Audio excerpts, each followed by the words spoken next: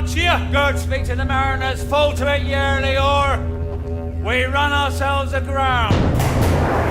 The stir! Hey, my hearts! Chilly, my hearts! Yeah! Taking the topsail! Topsail, yards, far! Tend to the master's whistle! Aye! Blow till thou burst thy wind, if room enough.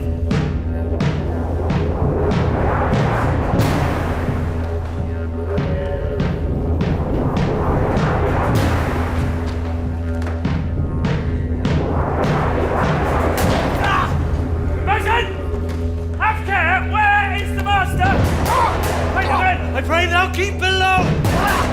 Where's the master, boatswain? Do you not hear him? Our labour, keep your cabins. You do assist the storm. Hey, good, be patient. When the sea is, hence what cares these roarers for the name of king? To cabin, silence, trouble us not. Good, yet remember whom thou hast aboard. None that I more love than myself. You're a counsellor.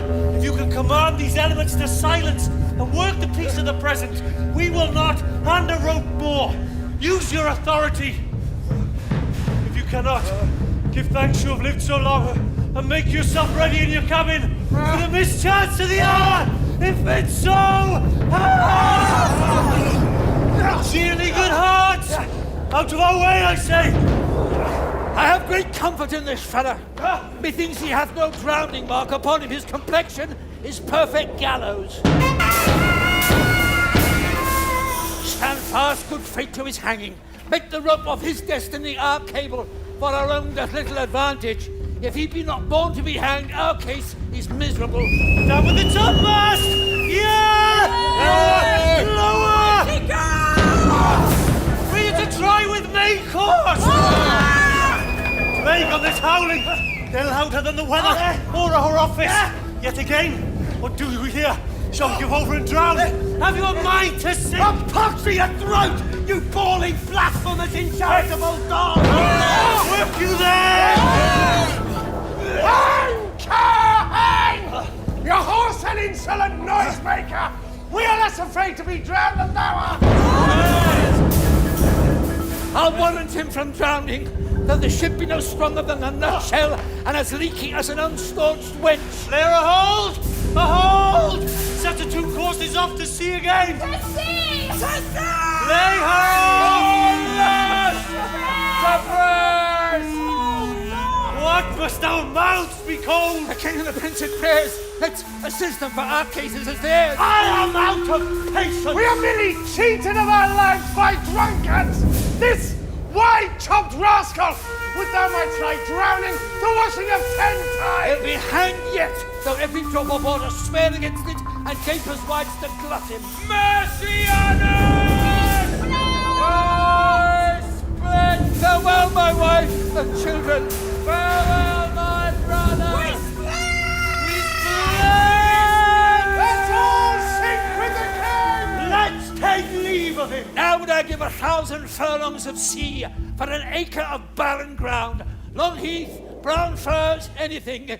The wills above be done, but I would fain die a dry death. If by your art, my dearest father, you have put the wild waters in this roar, allay them, the sky, it seems, would pour down stinking pitch, but that the sea mounting to the welkin's cheek dashes the fire out.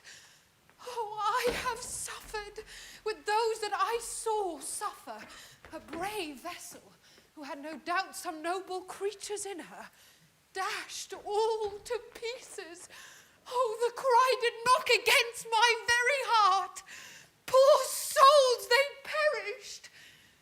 Had I been any god of power, I would have sunk the sea within the earth, or ere it should the good ship so have swallowed, and the fraughting souls within her. Be collected. No more amazement. Tell your piteous heart there's no harm done. Oh, woe the day! No harm. I have done nothing but in care of thee, my dear one. thee, my daughter, who art ignorant of what thou art, not knowing of whence I am, nor that I am more better than Prospero, master of a full poor cell, and thy no greater father. More to know did never meddle with my thoughts. 'Tis time I should inform thee, father. Lend thy hand, and pluck my magic garment from me.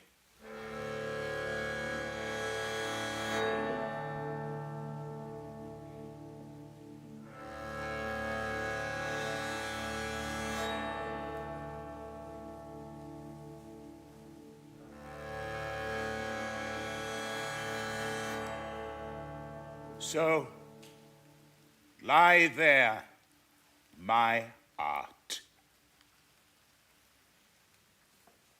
Wipe thou thine eyes, have comfort. The direful spectacle of the rack, which touched the very virtue of compassion in thee, I have, with such provision in mine art, so safely ordered that there is no soul, no, not so much perdition as an hair, betid to any creature in the vessel, which thou heardst cry, which thou saw'st sink. Sit down, for thou must now know, father. You have often begun to tell me what I am, but stopped and left me to a bootless inquisition, concluding, stay not yet. The hour's now come, the very minute bids thee ope thine ear. Obey and be attentive.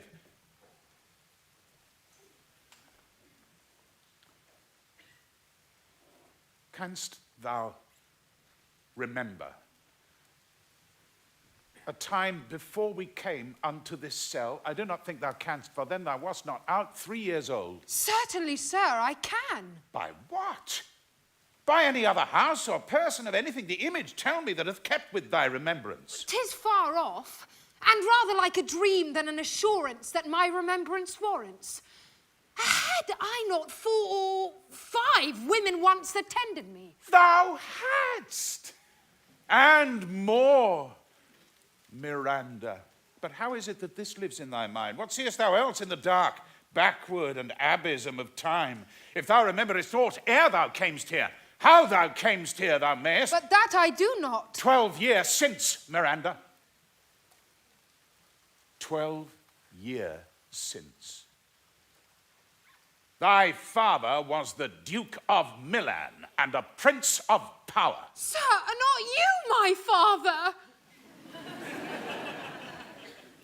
Thy mother was a piece of virtue, and she said thou wast my daughter. And thy father was Duke of Milan, and his only heir and princess no worse issue. Oh, the heavens! What foul play had we that we came from thence? Or blessed was't we did? Both, my girl, by foul play as thou sayest, were we heaved thence, but blessedly hope hither. Oh, my heart bleeds. To think of the team that I have turned you to, which is from my remembrance. Please, you further.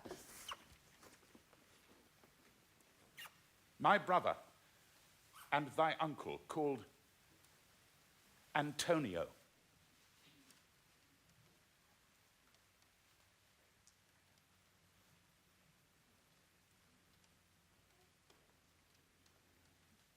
I pray thee, mark me that a brother should be so perfidious, he whom next thyself of all the world I loved, and to him put the manage of my state, as at that time through all the signories it was the first, and Prospero the prime duke, being so reputed in dignity and for the liberal arts without a parallel, those being all my study. The government I cast upon my brother, and to my state grew stranger, being transported and wrapped in secret studies. Thy false uncle, dost thou attend me? Sir, most heedfully. Having once perfected how to grant suits, how to deny them, who to advance and who to trash for overtopping, new created the creatures that were mine, I say, or changed them, or else new formed them, having both the key of officer and office, set all hearts i' the state to what tune pleased his ear, that now he was the ivy which had hid my princely trunk and sucked my verdure out on't. Thou attend'st not? Oh, good sir, I do. I pray thee mark me. I, thus, neglecting worldly ends, all dedicated to closeness and the bettering of my mind with that which, but by being so retired, or prized all popular rate, in my false brother await an evil nature, and my trust, like a good parent, did beget of him a falsehood in its contrary, as great as my trust was, which had indeed no limit, a confidence sans bound. He, being thus lauded, not only with what my revenue yielded, but what my power might else exact, like one who, having into truth by telling of it, made such a sinner of his memory, to credit his own lie, he did believe he was indeed the Duke, out of the substitution and executing the outward face of royalty with all prerogative. Hence his ambition growing, dost thou hear? Your tale, sir, would cure deafness. To have no screen between this part he played and him he played it for, he needs will be absolute, Milan. Me? Poor man. My library was dukedom large enough. Of temporal royalties, he thinks me now incapable, confederates, so dry he was for sway, with the King of Naples, to give him annual tribute, do him homage, subject his coronet to his crown, and bend the dukedom yet unbowed, alas, poor Milan, to most ignoble stooping. Oh, the heavens! Mark his condition and the event, and then tell me if this might be a brother. I should sin to think but nobly of my grandmother. Good wombs have borne bad sons. Now the condition.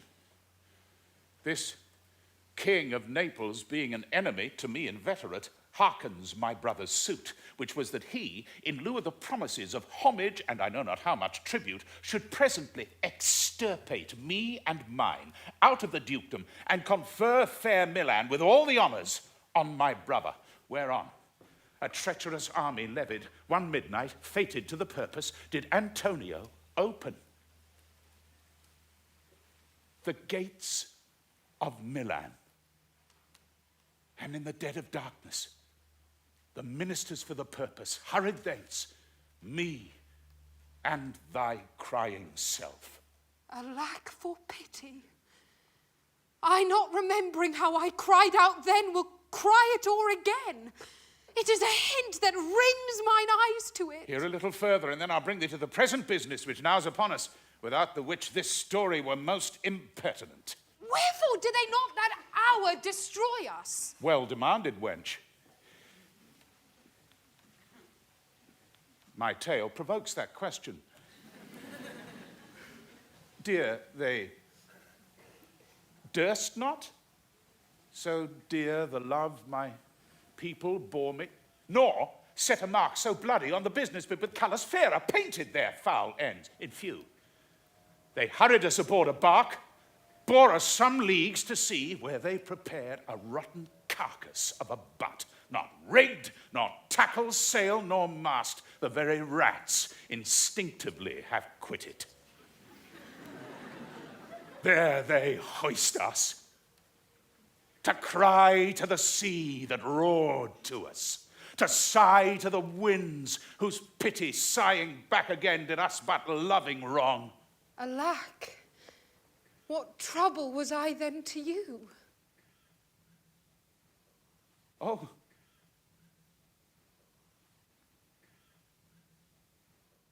a cherubim thou wast, that did preserve me. Thou didst smile, infuse it with a fortitude from heaven, while I have decked the sea with drops full salt, under my burden groaned, which raised in me an undergoing stomach to bear up against what should ensue. How came we ashore? By providence divine.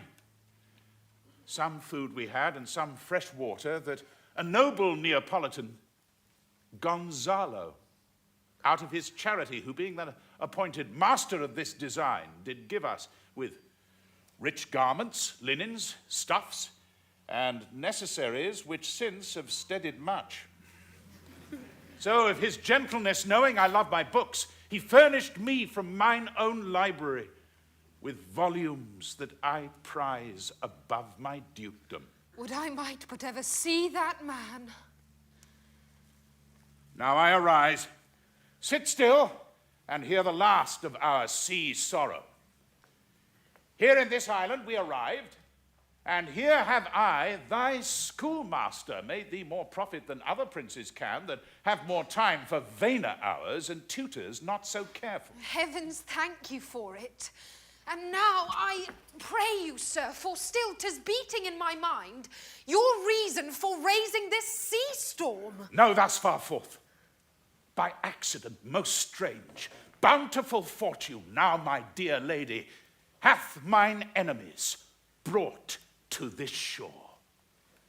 And by my prescience, I find my zenith doth depend upon a most auspicious star, whose influence, if now I court not, but omit, my fortunes will ever after droop. But Here, cease more questions, thou art inclined to sleep. 'Tis a good dullness, and give it way. Oh.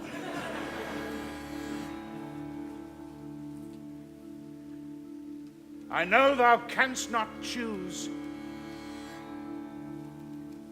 Come away, servant, come. I am ready now. Approach, my Ariel. Come!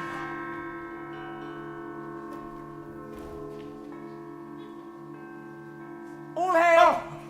Great master, grave sir, hail! I come to answer thy best pleasure. Be it to fly, to swim, to dive into the fire, to ride on the curled clouds, to thy strong bidding, task Ariel, and all his quality. Hast thou, spirit, performed to point the tempest that I bade thee? To every article. I boarded the king's ship, now on the beak, now in the waist, the deck, in every cabin. I flamed amazement. Sometime I divide and burn in many places, on the topmast, the yards and bowsprit where I flame distinctly, then meet and join Jove's lightning, the precursors of the dreadful thunderclaps, more momentary and sight outrunning or not, the fire and cracks of sulphurous roaring, the most mighty Neptune seem to besiege, and make his bold waves tremble, yea, his dread tridents shake. My brave spirit, who was so firm, so constant, that this coil would not infect his reason? Not a soul but felt a fever of the mad, and played some tricks of desperation.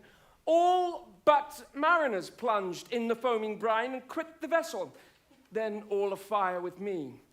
The king's son, Ferdinand, with hair upstaring, then like reeds, not hair, was the first man that leapt, cried, hell is empty, and all the devils are here. Why, that's my spirit. But was not this nigh shore? Close by, my master. But are they, Ariel, safe? Not a hair perished. On their sustaining garments, not a blemish, but fresher than before. And as thou badest me, in troops I have dispersed them about the isle. The king's son have I landed by himself, whom I left cooling of the air with sighs, in an odd angle of the isle, and sitting his arms in this sad knot. Of the king's ship, the mariners, say how thou hast disposed, and all the rest of the fleet. Safely in harbour is the king's ship, in the deep nook, where once thou calledst me up at midnight to fetch dew from the still vexed Bermudas. There she's hid. The mariners, all under hatches stowed, who, with a charm joined to their suffered labour, I have left asleep. And for the rest of the fleet, which I dispersed, they all have met again, and are upon the Mediterranean float, bound sadly home for Naples, supposing that they saw the king's ship wrecked, and his great person perish. Ariel, thy charge exactly is performed. But there's more work. What is the time of the day? Past the mid-season. At least 2 glasses. The time twixt 6 and now must by us both be spent most preciously. Is there more toil? Since thou dost give me pains, let me remember thee what thou hast promised, which is not yet performed me. How now? Moody. What is't thou canst demand? My liberty! Before the time be out, no more. I prithee, remember, I have done thee worthy service, told thee no lies, made no mistakings, served without or grudge or grumblings. Thou did promise to bait me a full year. Dost thou forget from what a torment I did free thee? No. Thou dost! And thinks it much to tread the ooze of the salt deep, to run upon the sharp wind of the north, to do me business in the veins of the earth when it is baked with frost? I do not, sir. Thou liest, malignant thing! Hast thou forgot that foul witch, Sycorax, who with age and envy was grown into a hoop? Hast thou forgot her? No, sir. Thou hast. Where was she born? Speak, tell me. Sir, in Algiers? Oh? Was she so? I must, once in a month, recount what thou hast been, which thou forgetst.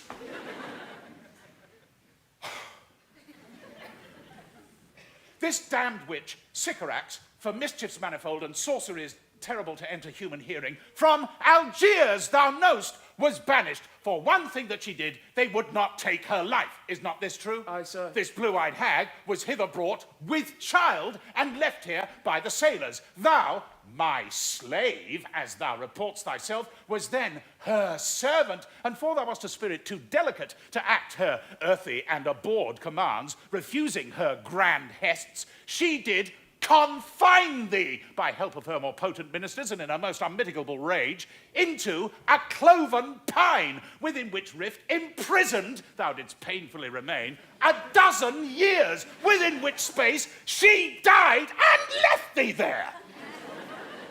Where thou didst vent thy groans as fast as mill wheels strike. Then was this island, save for the son that she did litter here, a freckled whelp, hag born, not honoured with a human shape. Yes, Caliban, her son. Oh, thing, I say so! He, that Caliban, that now I keep in service! Thou best knowst what torment I did find thee in. Thy groans did make wolves howl and penetrate the breasts of ever-angry bears. It was a torment to lay upon the damned, which Sycorax could not again undo. It was mine art, when I arrived and heard thee, that made gape the pine and let thee out. Thank thee, master. If thou more murmurst, I will rend an oak, and peg thee in its knotty entrails till thou hast howled away 12 winters. Pardon, master. I will be correspondent to command and do my spriting gently.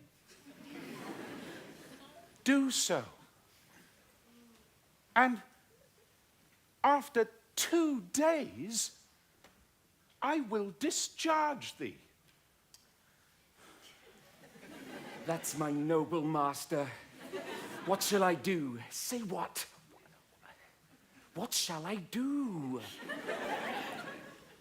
Go, make thyself like a nymph of the sea.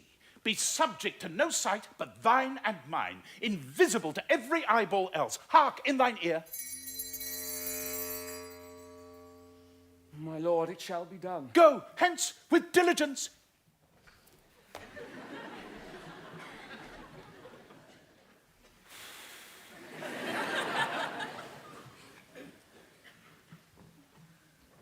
Awake, dear heart, awake.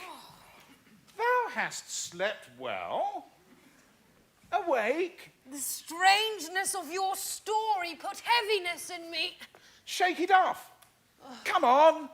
We'll visit Caliban, my slave, that never yields us kind answer. 'Tis a villain, sir, I do not love to look on. But as 'tis, we cannot miss him. He does make our fire, fetch in our wood, and serves in offices that profit us. What ho! Slave, Caliban, thou earth, thou speak! There's wood enough within! Come forth, I say, there's other business for thee. Come, thou tortoise! Where thou poisonous slave, got by the devil himself upon thy wicked dam? Come forth!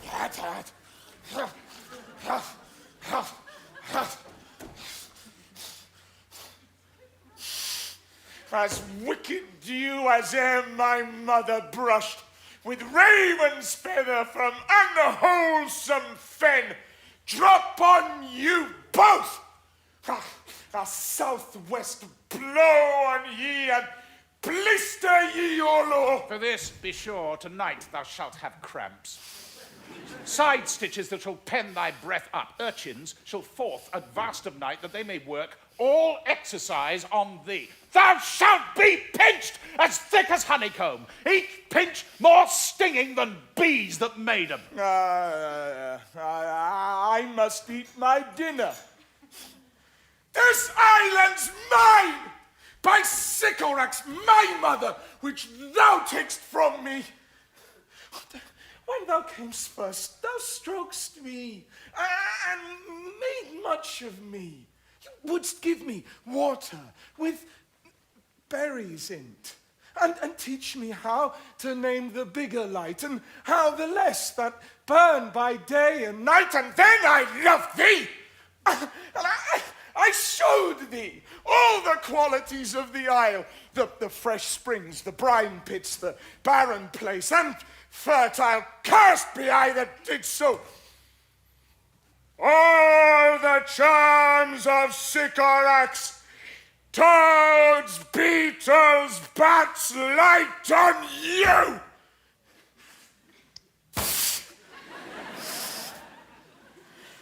For I am all the subjects that you have, which first was mine own king. And here you stay me in this hard rock, whilst you do keep from me the rest of the island. Thou most lying slave, whom stripes may move, not kindness, I have used thee, filth as thou art, with humane care, and lodged thee in mine own cell, till thou didst seek to violate the honor of my child. Oh! Oh! Wouldst had been done.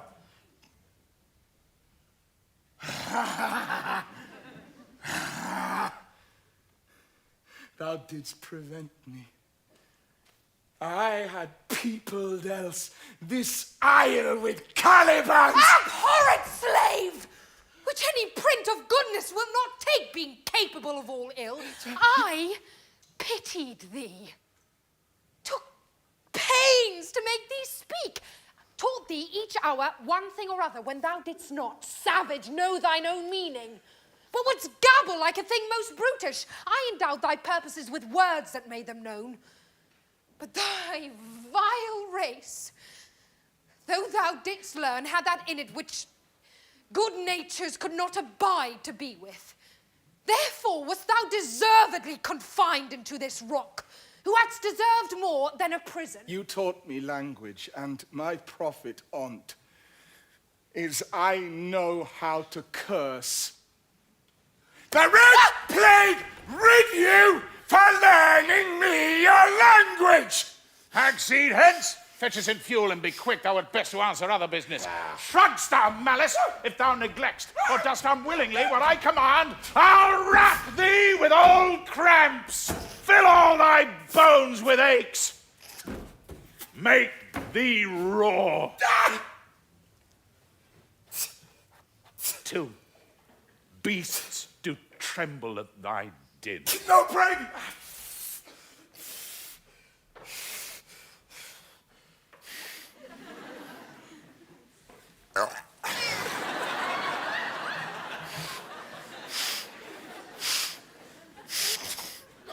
I must obey. His art is of such power. He would control my damn's god Setibos and make a vassal of him. So, slave, hence! Get.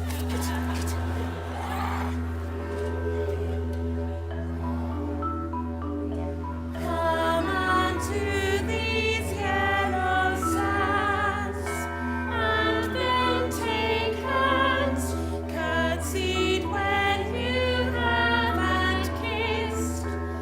The wild waves whist, footed fleetly here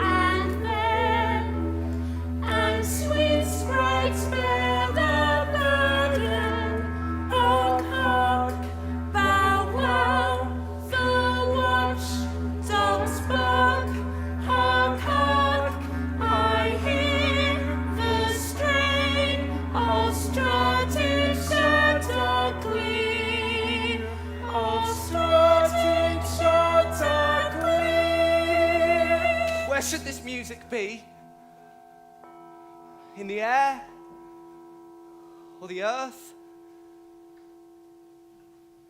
it sounds no more. And sure it waits upon some god of the island, sitting on a bank, weeping again the king, my father's wrack. This music crept by me upon the waters, allaying both their fury and my passion with its sweet air. Thence I have followed it, or it hath drawn me, rather, but 'tis gone. Oh, no, it begins again. Full fathom 5 thy father lies, of his bones a coral made. Those are pearls that were his eyes. Nothing of him that doth fade, but doth suffer a sea change into something rich and strange. Sea lives early, ring his knell. Ding dong, ding dong, ding Now I hear them, ding dong bell. The ditty does remember my drowned father. This is no mortal business, nor no sound that the earth owes. I hear it now above me. The fringed curtains of thine eye advance, and say what thou seest yon. What is it? A spirit? Lord, how it looks about! Believe me, sir, it carries a brave form. But 'tis a spirit. No, wench. It eats and sleeps and hath such senses as we have such. This gallant which thou seest was in the rack, but he's something stained with grief. That's beauty's canker. Thou mightst call him a goodly person. He hath lost his fellows and strays about to find them. I might call him a thing divine. For nothing natural I ever saw so noble. It goes on, I see, as my soul prompts it. Spirit, fine spirit, I'll free thee within 2 days for this. Most sure the goddess on whom these airs attend. Vouchsafe my prayer may know if you remain upon this island, and that you will some good instruction give how I may bear me here. My prime request, which I do last pronounce, is... Oh, you wonder if you be maid or no. No wonder, sir, but certainly a maid. My language, heavens! I am the best of them that speak this speech, were I but where 'tis spoken. How? The best? What wert thou if the King of Naples heard thee? A single thing, as I am now, that wonders to hear thee speak of Naples. He does hear me, and that he does I weep. Myself am Naples, and with mine eyes, never since at ebb, beheld the king, my father, racked. Alack for mercy. Yes, faith, and all his lords. At the first sight, they have changed eyes. Delicate Ariel, I'll set thee free for this. A word, good sir. I fear you've done yourself some wrong. A word. Why speaks my father so ungently? This is the third man that e'er I saw. The first that e'er I sighed for. Pity move my father to be inclined my way. Oh, if a virgin and your affection not gone forth, I'll make you the Queen of Naples. Soft, sir, one word more. They are both in either's powers. But this swift business must I uneasy make, lest too light winning make the prize light. One word more. I charge thee that thou attend me! Thou dost here usurp the name thou owest not, and hast put thyself upon this island as a spy to win it from me, the lord on't. No, as I'm a man. There's nothing ill can dwell in such a temple. If the ill spirit have so fair a house, good things will strive to dwell with it. Follow me. Speak not you for him. He's a traitor. Come, I'll manacle thy neck and feet together. Sea water shalt thou drink. Thy food shall be the fresh brook mussels, withered roots, and husks, wherein the acorn cradled. Follow. No! I will resist such entertainment till mine enemy has more power. Oh, dear father, make not too rash a trial of him, for he's gentle and not fearful. What, I say? My foot, my tutor? Put thy sword up, traitor. That makes the show, but darest not strike. Thy conscience is so possessed with guilt. Come from thy ward, for I can here disarm thee with this stick and make thy weapon. Beseech you, father! Hence, hang not on my garments. Sir, have pity. I'll be his surety. Silence! One word more shall make me chide thee, if not hate thee. What? An advocate for an impostor? Hush! Thou thinkst there are no more such shapes as him, having seen but he and Caliban. Foolish wench. To the most of men, this is a Caliban, and they to him are angels. My affections are then most humble. I have no ambition to see her goodlier man. Come on, obey. Thy nerves are in their infancy again, and have no vigour in them. So they are. My spirits, as in a dream, are all bound up. My father's loss, the weakness which I feel, the wrack of all my friends, nor this man's threats, to whom I am subdued, are but light to me. Might I but through my prison once a day behold this maid, all corners else of the earth let liberty make use of, space enough have I in such a prison. It works. Come on! Thou hast done well, fine Ariel. Follow, hark what thou else shalt do me. Be of comfort. My father is of a better nature, sir, than he appears by speech. This is unwanted which now came from him. Thou shalt be as free as mountain winds, only exactly do all points of my command. To the syllable. Come, follow. Speak not for him.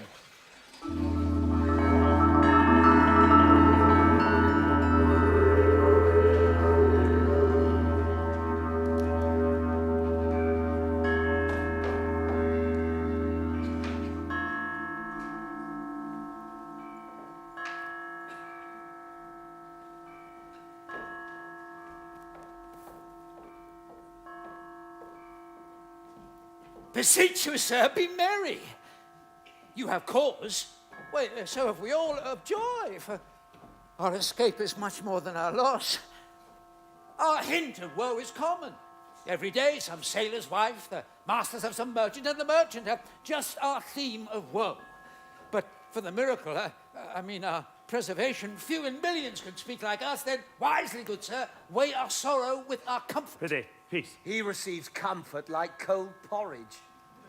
The visitor will not give him more so. Look, he's winding up the watch of his wit. By and by it will strike. Sir, one tell. when every grief is entertained that's offered comes to the entertainer, $1. dolour comes to him indeed. You have spoken truer than you purposed. You've taken it wiselier than I meant you should. Therefore, my lord. Fie, what a spendthrift is Evie's tongue. I pity, spare. Well, I have done. But yet, He will be talking. Which of he or Adrian for a good wager first begins to cry? The old cock. The cockerel. Done the wager. A laughter. A match. Though this island seemed to be desert, So you're paid. uninhabitable and almost inaccessible, Yet? yet He could not miss it. it must needs be of subtle, tender, and delicate temperance. The air breathes upon us here most sweetly. As if it had lungs and rotten ones. Or else 'twere perfumed by a fen. here is everything advantageous to life. True. Safe means to live. That there's none, or little. How lush and lusty the grass looks, how green. The ground indeed is tawny. With an eye of green in it. He misses not much. No, he doth but mistake the truth totally. But the rarity of it, which is indeed almost beyond credit, As many vouched rarities are. is that our garments, being as they were drenched in the sea, hold notwithstanding their freshness and glosses, being rather new dyed than stained with salt water. But one of his pockets could speak. Would it not say he lies? Aye, or very falsely pocket up his report. Methinks our garments now are as fresh as when we put them on first in Africa at the marriage of the king's fair daughter Clarabel to the king of Tunis. 'Twas a sweet marriage, and we prosper well in our return. Tunis was never graced before with such a paragon to their queen. Not since the widow Dido's time. A pox of that! How came that widow in? Widow Dido! What if he said widower Aeneas too? Good Lord, how you take it. Widow Dido, said you? You make me study of that. She was of Carthage, not Tunis. Tunis was Carthage. Carthage. I assure you, Carthage. His word is more than the miraculous harp. Aye, he hath raised the wall and houses too. What impossible matter will he make easy next? I think he will carry this island home in his pocket and give it his son for an apple. And sowing the kernels of it into the sea, bring forth more islands. Aye. Why in good time? We were talking that our garments seem now as fresh as when we were at Tunis at the marriage of your daughter, who is now queen. And the rarest that e'er came there. Bait, I beseech you. Widow Dido. Oh, Widow Dido, aye, Widow Dido. Is not my doublet, sir, as fresh as the first day I wore it? Well, I mean, in a sort. That sort was well fished. When I wore it at your daughter's marriage. You cram these words into mine ears against the stomach of my sense. Would I had never married my daughter there. For coming thence, my son is lost, and in my rate she too, who is so far from Italy removed that I ne'er again shall see her.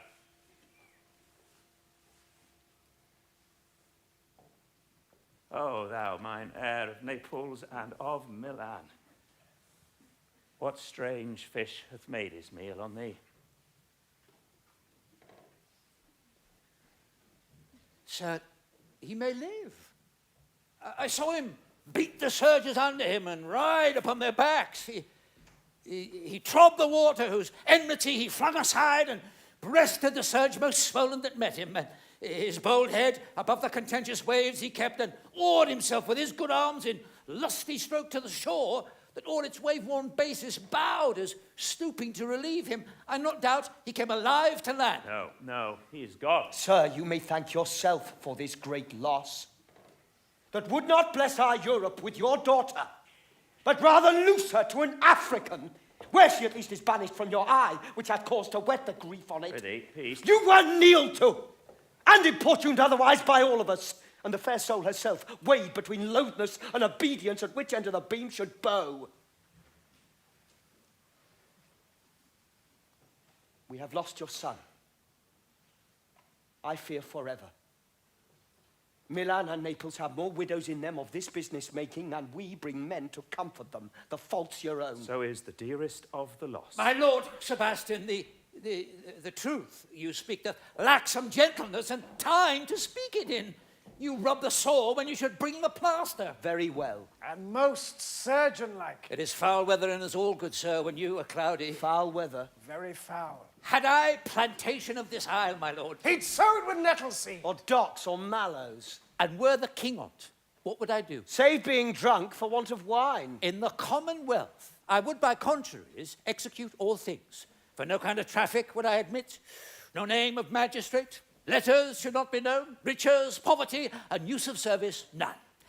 Contract, succession, born, bound of land, till, vineyard, none. No use of metal, corn, or wine, or oil, no occupation. All men idle, all, and women too, but innocent and pure. No sovereignty. Yet he would be king on it. The latter end of his commonwealth forgets the beginning. All things in common nature should produce, without sweat or endeavour, treason, felony, sword, pike, knife, gun, no need of any engine would I not have, but nature should bring forth of its own kind all poison, all abundance, to feed my innocent people. No marrying among his subjects? None, man, all idle, whores and knaves. I would with such perfection govern, sir, to excel the golden age. Save his majesty! Long live Gonzalo! Do you mark me, sir? Prithee, no more? No, thou dost talk nothing to me. I do well believe, your highness, and did it to minister occasion to these gentlemen who are of such sensible and nimble lungs that they are always used to laugh at nothing. 'Twas you we laughed at. Who, in this kind of merry fooling, I'm nothing to you, and so you may continue and laugh at nothing still. What a blow was there given. And it had not fallen flat long. Oh, you are gentlemen of great mettle. You would lift the moon out of her sphere if she would continue in it 5 weeks without changing. We would so, and then go a back-fouling. Nay, good my lord, be not angry. No, warrant you, I would not adventure my discretion so weakly. Will you laugh me asleep, for I'm very heavy. Go sleep and hear us. Are they all so soon asleep? I wish mine eyes would with themselves shut up my thoughts. I find they're inclined to do so. Please you, sir, do not omit the heavy offer of it. It seldom visits sorrow. When it doth, it is a comforter. We too, my lord, will guard your person while you take your rest. Watch your safety. Thank you. It's wondrous heavy. Strange drowsiness possesses them. It is the quality of the climate. Why doth it not then our eyelids sink? I find not myself disposed to sleep. Nor I. My spirits are nimble. They fell together all as by consent. They dropped as by a thunderstroke. What might? Worthy Sebastian, oh, what might? No more. And yet methinks I see it in thy face. What thou shouldst be. The occasion speaks thee. And my strong imagination sees a crown dropping upon thy head. What, art thou waking? Do you not hear me speak? I do, and surely it is a sleepy language, and thou speakst out of thy sleep. What is it thou didst say? This is a strange repose. To be asleep, with eyes wide open, standing, speaking, moving, and yet so fast asleep. Noble Sebastian, thou lett'st thy fortune sleep. Die, rather. Winkst whilst thou art waking. Thou dost snore distinctly. There's meaning in thy snores. I am more serious than my custom. You must be so too, if heed me. Which to do trebles the oar. While I am standing water. I'll teach you how to flow. Do so. To ebb, hereditary sloth instructs me. If you but knew how you the purpose cherish, whilst thus you mock it. How in stripping it you more invest it. Ebbing men indeed most often do so near the bottom run, by their own fear or sloth. Prithee, say on. The setting of thine eye and cheek proclaim a matter from thee, and a birth, indeed, which throws thee much to yield. Thus, sir, although this lord of weak remembrance, this who shall be of his little memory when he is earth, hath here almost persuaded, for he's a spirit of persuasion, only professes to persuade the king his son's alive. 'Tis as impossible that he is undrowned as he that sleeps here swims. I have no hope that he's undrowned. Oh, out of that no hope, what great hope have you? No hope that way is another way so high a hope that even ambition cannot pierce a wink beyond, but doubt's discovery there. Will you grant with me that Ferdinand is drowned? He's gone. Then tell me, who is the next heir of Naples? Claribel. She that is queen of Tunis! She that dwells 10 leagues beyond man's life. She that from Naples can have no note unless the sun were post. The man of the moon's too slow, till newborn chins be rough and razorable. She, that from whom we all were sea-swallowed, though some cast again, and by that destiny to perform an act whereof what's past is prologue, what to come in yours and my discharge. What stuff is this? How say you? 'Tis true, my brother's daughter's queen of Tunis, so is she heir of Naples, twixt which regions there is some space. A space whose every cubit seems to cry out, how shall that Clarabelle measure us back to Naples? Keep in Tunis, and let Sebastian wake. Say this word death, which now hath seized, and why they were no worse than now they are. There be that can rule Naples, as well as he that sleeps. Lords that can prate as amply and unnecessarily as this Gonzalo, I myself could make a chuff of as deep chat. Oh, that you bore the mind that I do. What a sleep were this, for your advancement. Do you understand me? Methinks I do. And how does your content tender your own good fortune? I remember you did supplant your brother Prospero. True. And look how well my garments sit upon me. Much feeter than before. My brother's servants were then my fellows. Now they are my men. But for your conscience! Aye, sir. Where lies that? If 'twere a kibe, 'twould put me to my slipper, but I feel not this deity in my bosom. 20 consciences that stand twixt me and Milan, candid be they, melt ere they molest. Here lies your brother. No better than the earth he lies upon, if he were that which now is like. That's dead, whom I with this obedient steel, 3 inches of it can lay to bed forever, whilst you, doing thus to the perpetual wink, for I might put this ancient morsel, this Sir Prudence, who should not upbraid our course. For all the rest, they'll take suggestion as a cat laps milk. They'll tell the clock to any business that we say befits the hour. Thy case, dear friend, shall be my precedent. As thou gott'st Milan, I'll come by Naples. Draw thy sword. One stroke shall free thee from the tribute which thou pay'st, and I, the king, shall love thee. Draw together, and when I rear my hand, do you the like to fall it on Gonzalo. Oh, but one word. My master, through his art, foresees the danger that you, his friend, are in, and sends me forth, for else his project dies, to keep them living. While you heed you snoring lie, open-eyed conspiracy is turned off trick. If of life you keep a care, shape of slumber and beware. Awake, awake. Then let us both be sudden. No! Good angels, preserve the king! Oh, no. Oh, awake.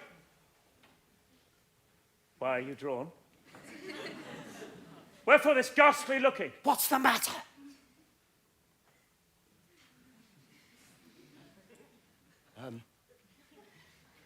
Whilst we stood here securing your repose, even now we heard a hollow burst of bellowing, like bulls. Or lions, rather. Did it not wake you? It struck mine ear most terribly. I heard nothing. Oh, 'twas a din to fright a monster's ear, to make an earthquake. Sure, it was the roar of a whole herd of lions. Heard you this, Gonzalo? Upon mine honour, sir, I heard a humming, and a strange one too, which did awake me. As my eyes opened, I saw their weapons drawn. There was a noise. That's verily, 'tis best we stand upon our guard, or that we quit this place. Let's draw our weapons. Lead off this ground. Let's make further search for my poor son. Heavens keep him from these beasts, for he is sure in the island. Lead, away. Prospero, my lord, shall know what I have done. So, king, go safely on to seek thy son.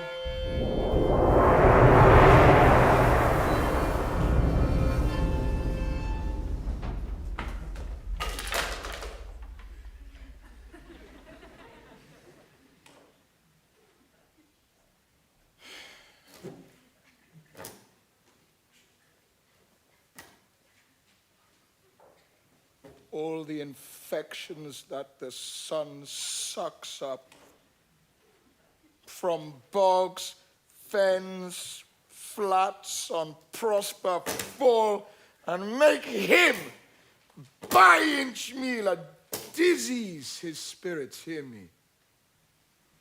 And yet I needs must curse. Yeah, but they'll no pinch. Fright me with urchin shows, huh? Huh? Pitch me in the mire, huh? Nor lead me like a firebrand in the dark out of my way unless he bid 'em. But for every trifle are they set upon me. Sometime like apes. That mow and chatter at me, and after bite me, and then like hedgehogs, which lie tumbling in my barefoot way, and mount their pricks at my footfall. Sometime am I all wound with adders, and with their cloven tongues do hiss me into madness. Lo, now, lo! Here comes a spirit of his and to torment me for bringing wood in slowly. I'll fall flat. Well, perchance he will not mind me.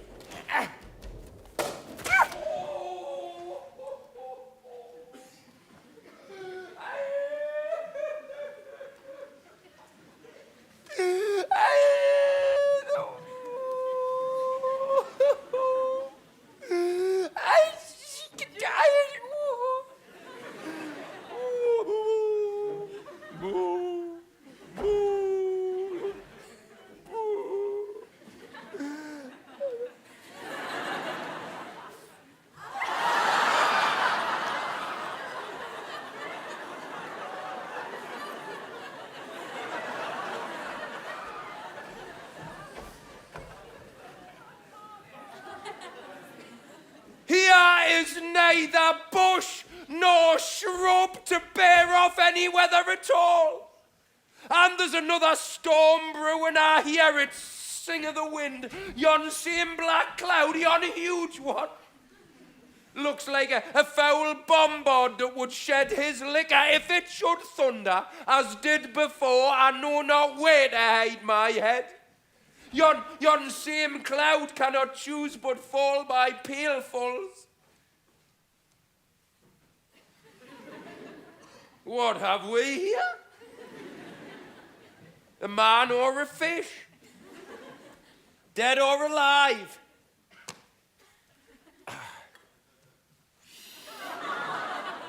A fish. Oh, well, it smells like a fish.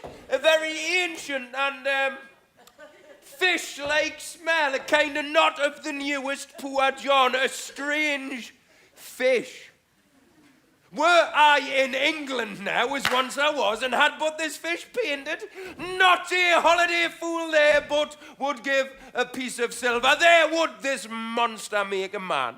Any strange beast there makes a man, for when they will not give a doit to relieve a lame beggar, they'll lay out 10 to see a dead Indian. Legged like a man. Fins like arms, warm my troth, I do now let loose my opinion. Hold it no longer. This is no fish, but an islander that hath lately suffered by a thunderstroke. Alas, the storm has come again. My best way is to sneak under his gabardine. There is no other shelter hereabouts.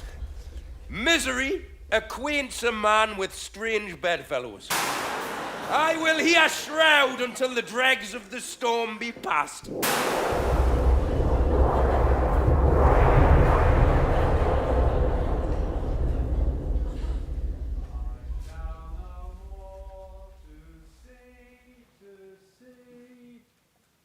Here shall I die ashore. I shall no more to see.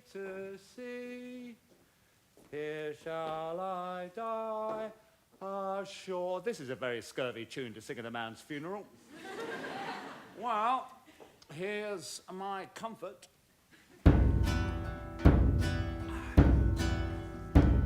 The master, the swabber, the boatswain, and I, the gunner, and his mate.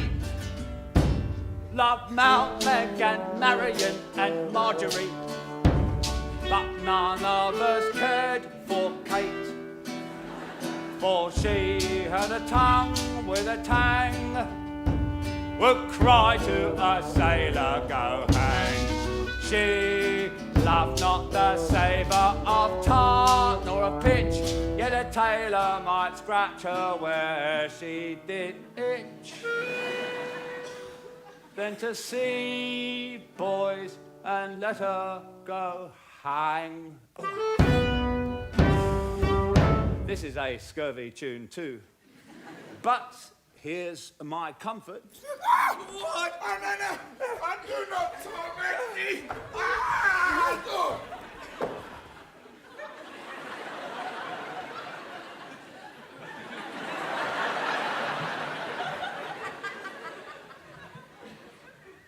What's the matter?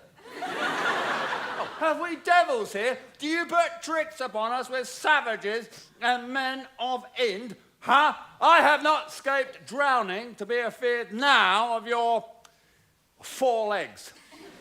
For it hath been said, as proper a man as ever went on 4 legs cannot make him give ground, and it shall be said so again while Stefano breathes at nostrils. The spirit torments me.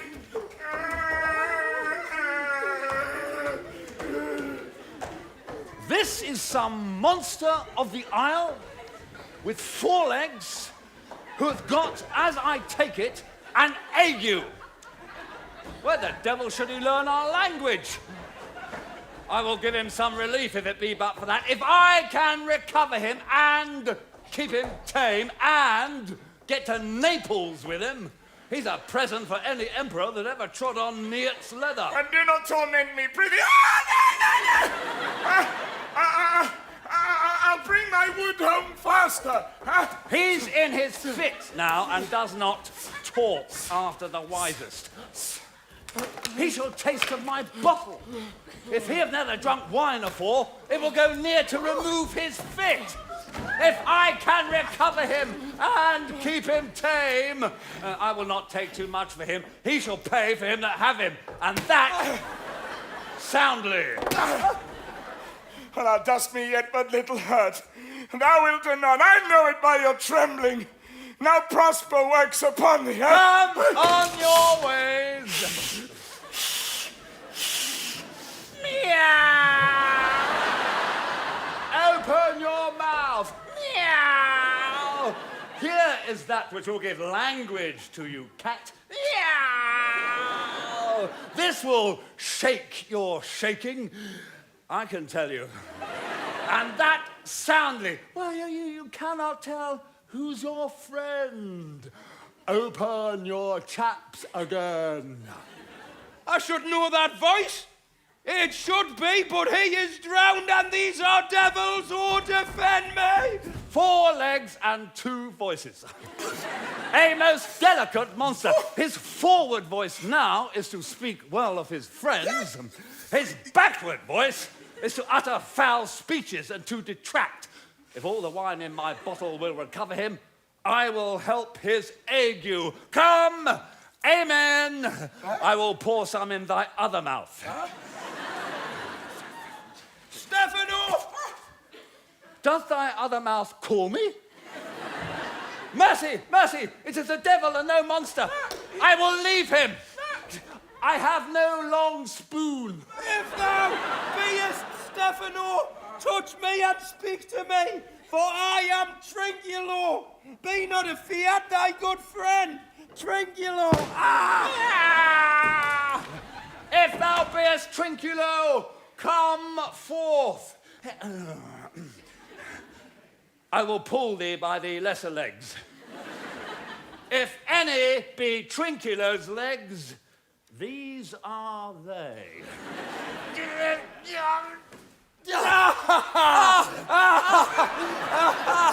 Oh, thou art very Trinculo indeed.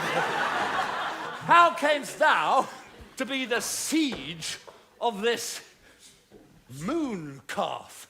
Can he vent Trinculos? I took him to be killed by a thunderstroke, but art thou not drowned, Stefano? I hope now thou art not drowned as the storm over blown ahead me under the dead moon calf's gabardine for fear of the storm, but art thou living, Stefano? Oh, Stefano, to Neapolitan escaped. Prithee do not turn me about, my stomach is not constant. These be fine things, sir. Huh? and they be not sprites. That's a brave god. He bears celestial liquor. I'll kneel to him. Shh. How didst thou escape? How camest thou hither? Swear by this bottle how thou camest hither. I escaped upon a butt of sack, which the sailors heaved overboard. By this bottle, which I made of the bark of a tree, with mine own hands, since I was cast ashore. I'll swear upon your bottle to be your true subject, for the liquor is not earthly. Here, swear then how thou escapedest. Swam ashore, man, like a duck. I can swim like a duck, I'll be sworn. Here, kiss the book. Though thou canst swim like a duck, thou art made like a goose. Oh, Stefano, hast any more of this? The whole butt, man. My cellar is in a rock by the seaside, where my wine is hid. How now, moon calf? How dost thine ague? Hast thou not dropped from heaven? Out of the moon, I do assure thee. I was the man in the moon when time was. I have seen thee in her. And I do adore thee. No, my mistress showed me thee. Yeah, and thy dog, and thy bush. Here, swear by that. Here, kiss the book. I will furnish it anon with new contents. Here, swear. By this good light, this is a very shallow monster, aye? A fear to him? A very weak monster, the man of the moon, a most poor, credulous monster, well-drawn monster in good sooth. I'll show thee every fertile inch of the island, and I'll kiss your foot, I prithee. Be my god. A most drunken, perfidious monster. When his god's asleep, he'll rob his bottle. I'll kiss your foot. I'll swear myself thy subject. Come on, then. Huh? Down and swear. I shall laugh myself to death at this puppy-headed monster. A scurvy monster I could find in my heart to beat him. Whoa, the poor monster is in drink, an abominable monster. Come. Huh? Kiss.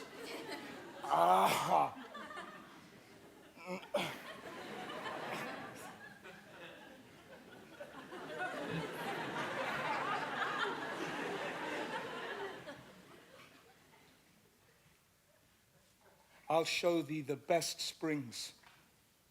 I'll pluck thee berries. I'll fish for thee. I'll get thee wood enough. A plague upon the tyrant that I serve!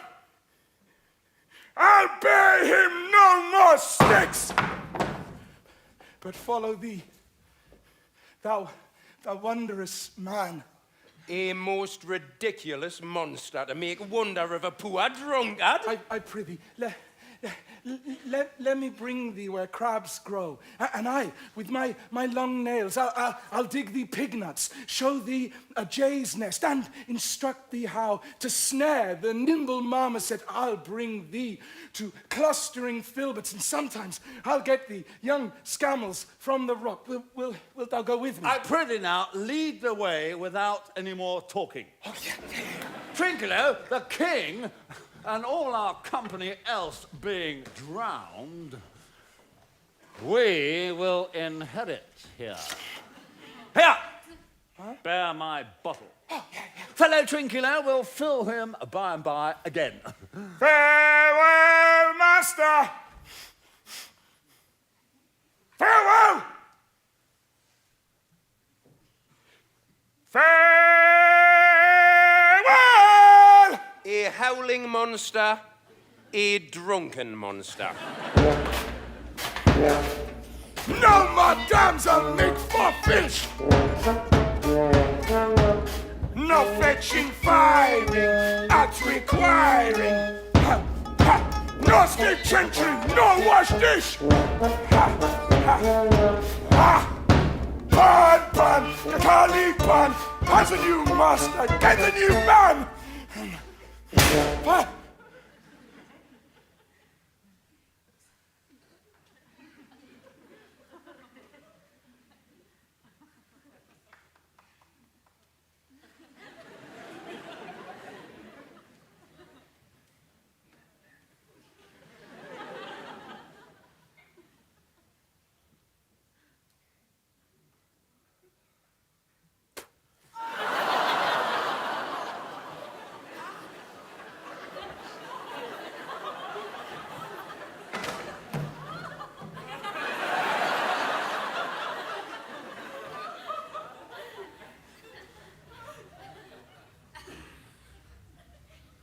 Freedom. Heidi! Freedom! Freedom! Heidi! Heidi! Freedom!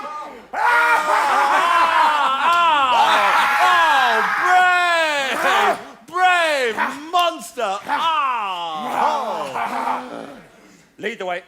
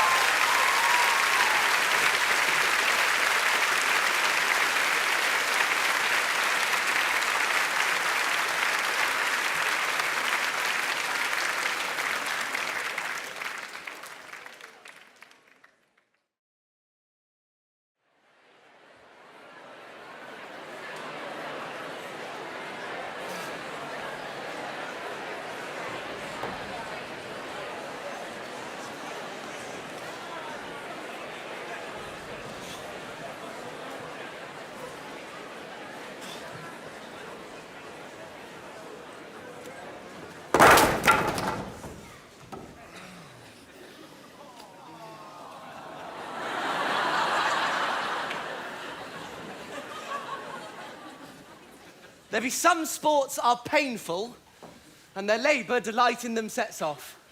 Some kinds of baseness are nobly undergone, and most poor matters point to rich ends. This, my mean task, would be as heavy to me as odious, but the mistress which I serve quickens what's dead and makes my labours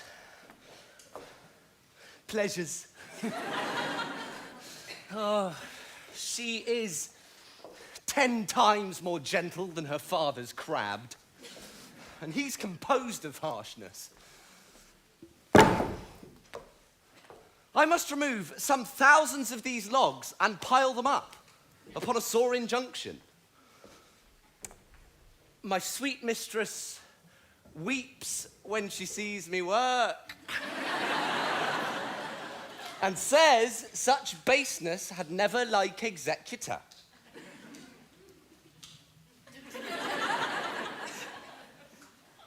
Oh, I forget. But these sweet thoughts do even refresh my labours. I'm most busiest when I do it. Alas now, pray you work not so hard.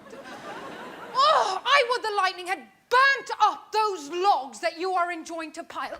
Pray, set it down and rest you. When this burns, 'twill weep for having wearied you. Look, my father is hard at study. Pray, now rest yourself. He's safe for these 3 hours. Oh, most dear mistress, the sun will set before I shall discharge what I must strive to do. If you'll sit down, I'll bear your logs to work. Pray, give me that. I'll carry it to the No, pile. precious creature, I'd rather crack my sinews, break my back, than you should such dishonour undergo while I sit lazy by. It would become me as well as it does you, and I should do it with much more ease. For my goodwill is to it, and yours it is against. Poor worm. Thou art infected. This visitation shows it. You look wearily. No. Noble mistress, 'tis fresh morning with me when you are by at night. I do beseech you, chiefly that I might set it in my prayers. What is your name? Miranda.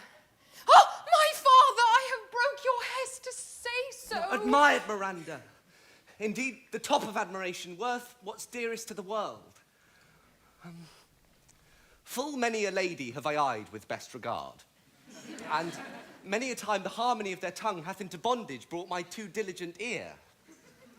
For several virtues have I liked several women, but never any with so full soul, but some defect in her did quarrel with the noblest grace she owed and put it to the foil. But you, oh, you, so perfect and so peerless, are created of every creature's best. I do not know one of my sex. No woman's face, remember, save from my glass mine own, nor have I seen more that I may call men than you, good friend, and my dear father. How features are abroad. I am skillless, but by my modesty, the jewel in my dower, I would not wish any companion in the world but you, nor can imagination form a shape besides yourself to like of. But I prattle something too wildly, and my father's precepts I therein do forget. I am in my condition a prince, Miranda. I do think a king, that I would not so. I would no more endure this wooden slavery than to suffer the flesh fly blow my mouth. But hear my soul speak. The very instant that I saw you did my heart fly to your service. There resides to make me slave to it, and for your sake am I this patient log man. Do you love me? Oh. Heaven, oh earth, bear witness to this sound, and crown what I profess with kind event if I speak true. If hollowly invert what best is boded me in mischief, I, beyond all limit of what else in the world, do love, prize, honour you. I am a fool to weep at what I am glad of. Fair encounter of two most rare affections. Heavens rain grace on that which breeds between them. Wherefore weep you? At mine unworthiness, that dare not to offer what I desire to give, and much less take what I shall die to want. Oh, God! Oh, this is trifling! And all the more it seeks to hide itself, the bigger bulk it shows.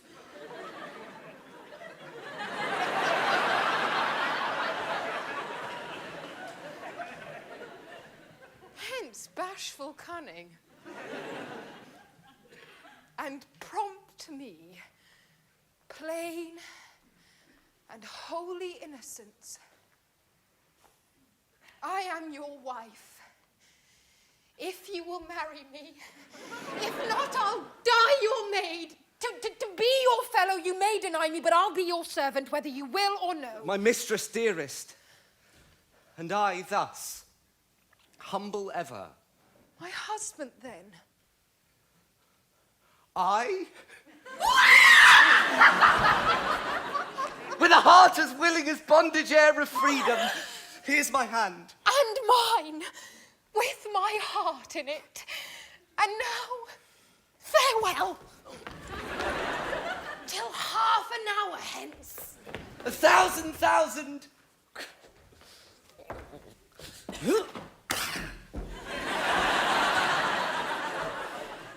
So glad of this as they I cannot be, who are surprised withal. But my rejoicing at nothing can be more. I'll to my book, for yet, ere supper time, must I perform much business appertaining.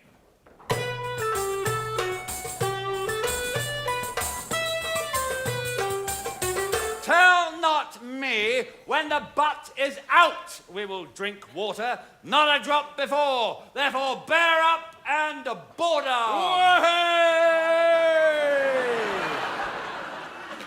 Servant monster, drink to me. Servant monster, the folly of this island. They say there are but 5 upon the isle. We are 3 of them. If the other 2 be brained like us, the state totters. Drink, servant monster, when I bid thee.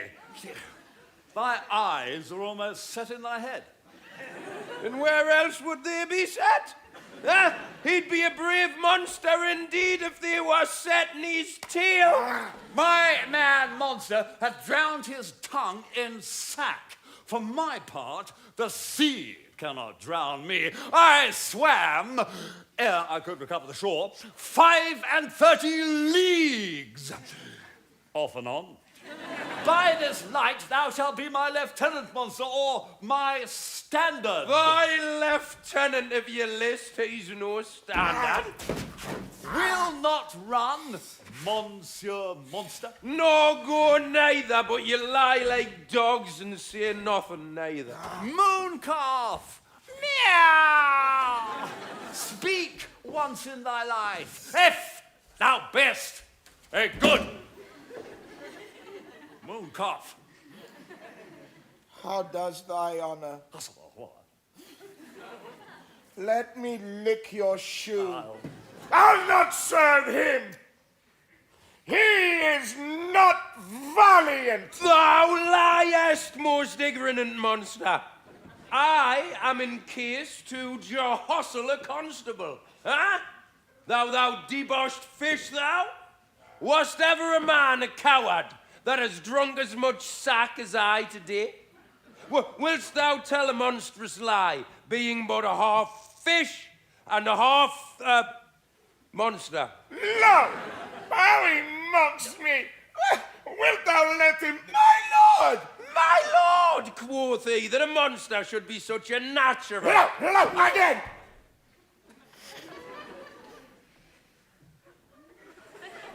Bite him to death, I prithee.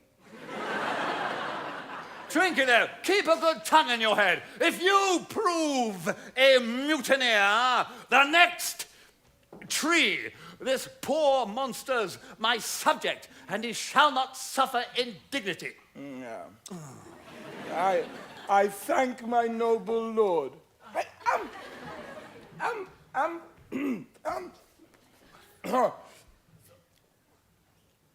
Wilt thou be pleased to hearken once again to the suit I made to thee? Marry, will I? Kneel. And repeat it.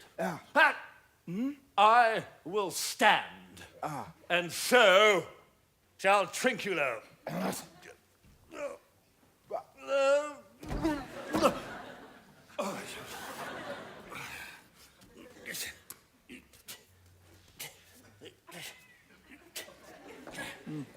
As I told...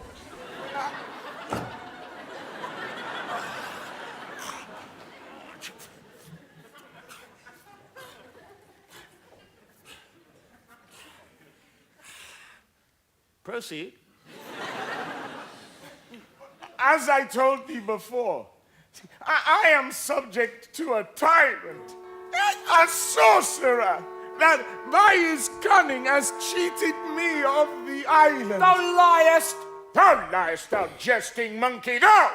I would my valiant master would destroy thee. I do not lie. Trinculo, if you trouble him any more in his tale, by this hand, I will supplant some of your teeth. I said nothing. Mum, then, and no more. Proceed. I say by sorcery he got this isle. From me he got it. But if thy greatness will, revenge it on him. For I know thou darest, but this thing dare not. That's most certain. Ah, well, thou shalt be lord of it, and I'll serve thee. How now shall this be compassed? Canst thou bring me to the party? Yea, my lord, I'll yield thee him asleep, where thou mayst knock a nail into his head. Thou liest, thou canst not. What a pied ninny is this? Why, thou scurvy patch, I do beseech your greatness, give him blows, and take his bottle from him. No. No. When that is gone, he shall drink naught but brine. Because I'll not show him where the quick freshes are. Trinculo, run into no further danger. Interrupt the monster. One word further, and by this hand, I'll turn my mercy out of doors and make a stockfish of thee. Why, what did I? Did nothing. I will go farther off. Didst thou not say he lied? Thou liest.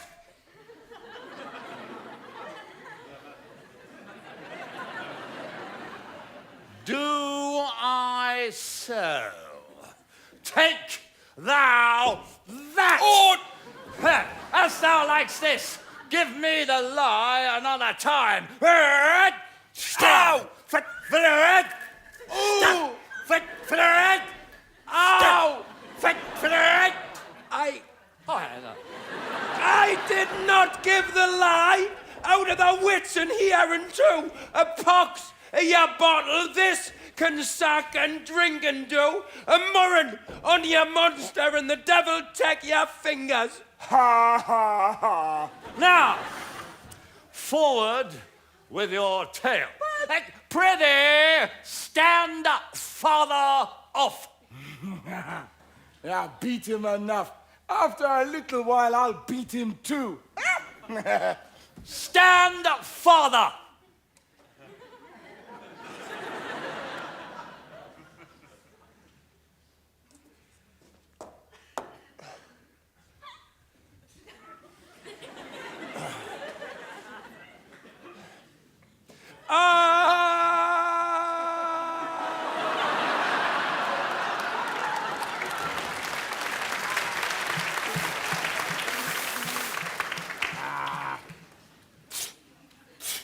Come.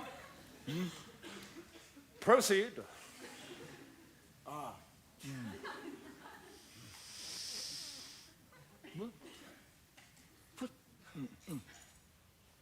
As I told thee, it is a custom with him in the afternoon to sleep. There thou mayst brain him, having first seized his books, or with a log batter his skull, or punch him with a stake, or cut his wizard with thy knife. Remember, first to possess his books, for without them he's but a sot, as I am, nor hath not one spirit to command.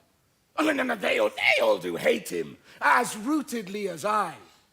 Burn but his books, for he has brave utensils, for so he calls them, which when he has a house he'll deck with all. And that most deeply to consider is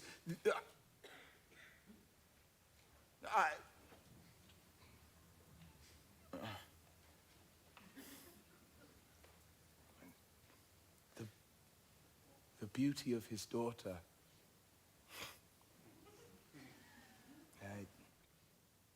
He himself calls her non-pareil. So I never saw a woman. But only Sycorax, Madame, and she. She has far surpassed Sycorax as greatest does least. Is it so brave, Hélas? My lord. She will become thy bed, I warrant, and bring thee forth brave brood. Monster, I will kill this man. His daughter and I will be king and queen. Save our graces, and Trinculo and thyself will be viceroys. Dost thou like the plot, Trinculo? Excellent! Give me thy hand. I am sorry I beat thee, but I'm sorry I beat thee, but whilst thou livest, keep a good tongue in your head. My lord! What? Oi!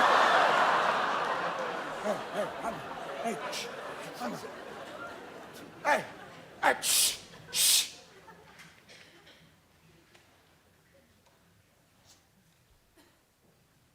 Within this half hour will he be asleep.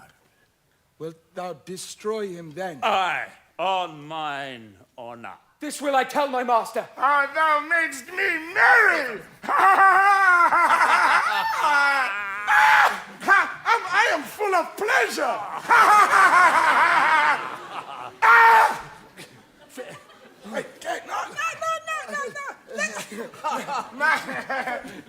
Let us be jocund. Hey, will you troll me the catch you taught me while ere? At thy request, I will do reason, any reason. Come, Trinculo, let us sing. Flautum and scoutum and scoutum and flautum and thought is free. Flautum and thought is free. Well, that's not the tune. Huh? Yet, huh?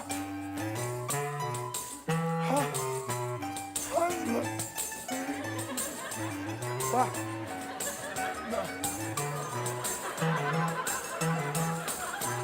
What is this same? This is the tune of our catch, played by a picture of nobody. If thou beest a man, show thyself in thy likeness. If thou beest the devil, take it as thou list.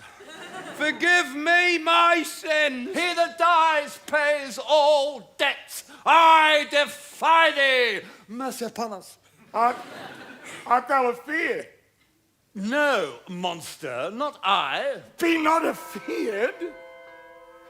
The isle is full of noises, sounds, and sweet airs that give delight and hurt not. Sometimes 1,000 twangling instruments will hum about mine ears, and sometimes voices that if I then had waked after long sleep will make me sleep again.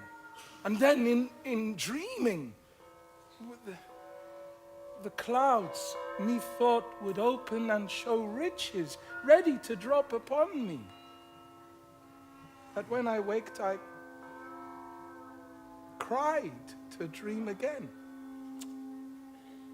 This should prove a brave kingdom for me where I can have my music for nothing. When Prospero is destroyed! That will be by and by. I remember the story. The sound is going away.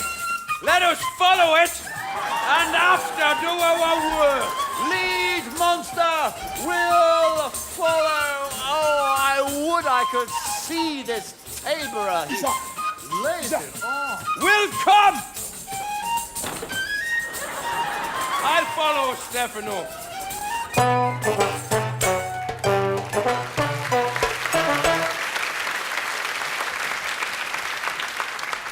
By Lincoln, I can go no further, sir. My old bones ache. Here's a maze trod indeed through forthright and meanders. By your patience I needs must rest me.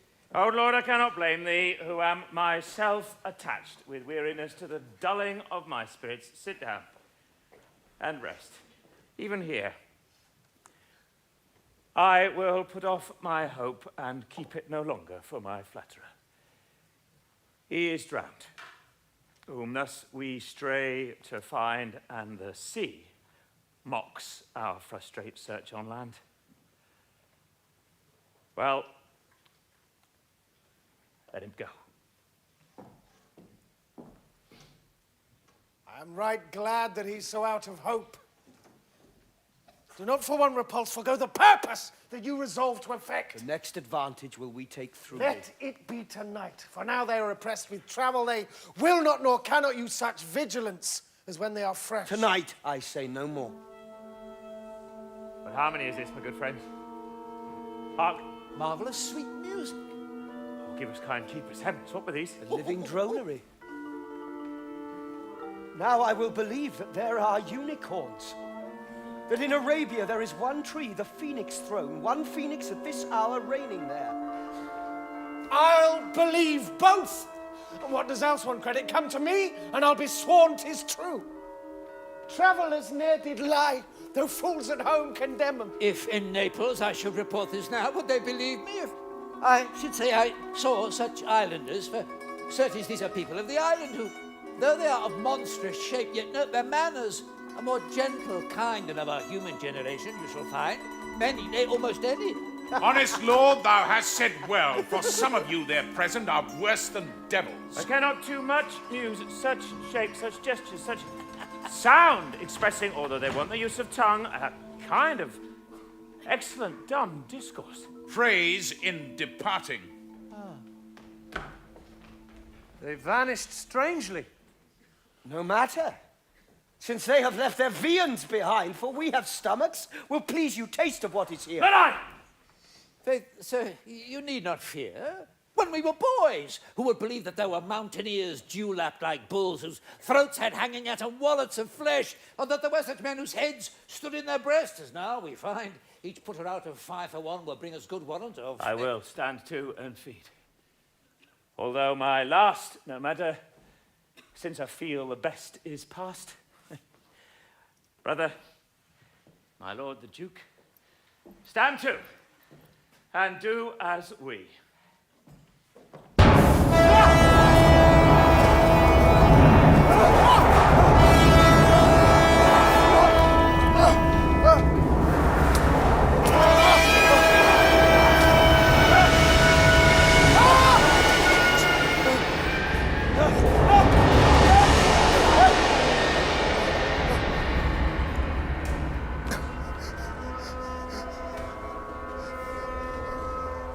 You are 3 men of sin, whom destiny that hath to instrument this lower world, and what is in it, the never surfeited sea, hath caused to belch up you, and on this island where man doth not inhabit. You, mongst men, being most unfit to live, I have made you mad. Even with such like valor, men hang and drown their proper selves. You fools! I and my fellows are ministers of fate. The elements, of whom your swords are tempered, may as well wound the loud winds, or it be locked at stabs, kill the still closing waters as diminish one dowl that's in my plume. My fellow ministers are like invulnerable if you could hurt. Your swords are now too massive for your strength, and will not be uplifted.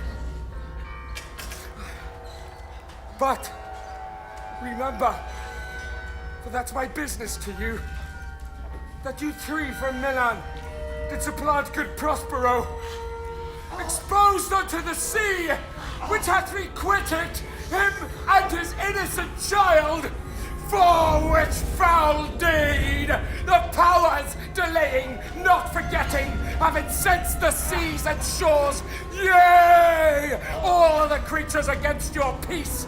Thee of thy son, Alonso, they have bereft, and you pronounce by me lingering perdition, worse than any death can be at once, shall step my step attend you and your ways, whose wraths to guard you from, which here, in this most desolate isle, else falls upon your heads, is nothing but heart's sorrow and a clear life ensuing.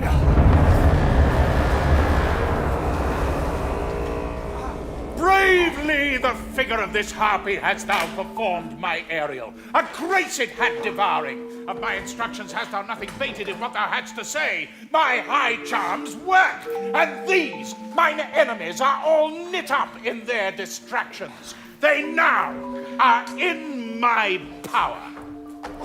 And in these fits, I leave them, while I visit young Ferdinand, whom they suppose is drowned, and his and my loved darling. In the name of something holy, sir, why stand you in this strange stare? Ah, it's monstrous!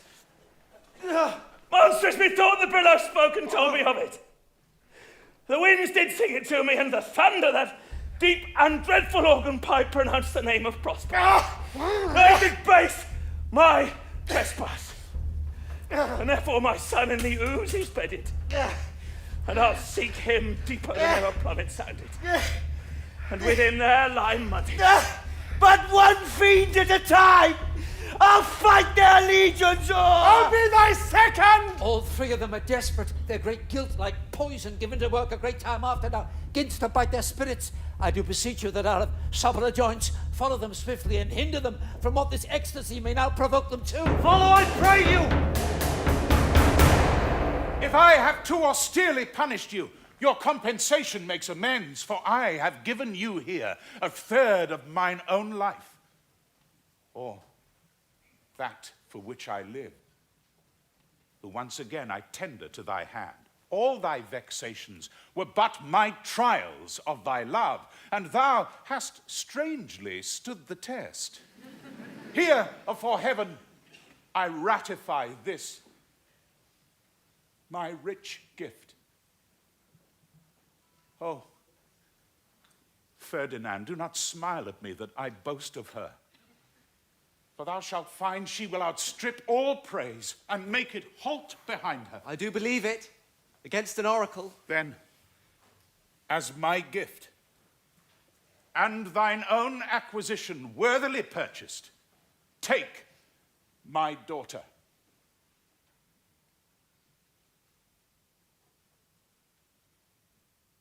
But if thou dost break her virgin knot before all sanctimonious ceremony may with full and holy rites be ministered, no sweet aspersion shall the heavens let fall to make this contract grow.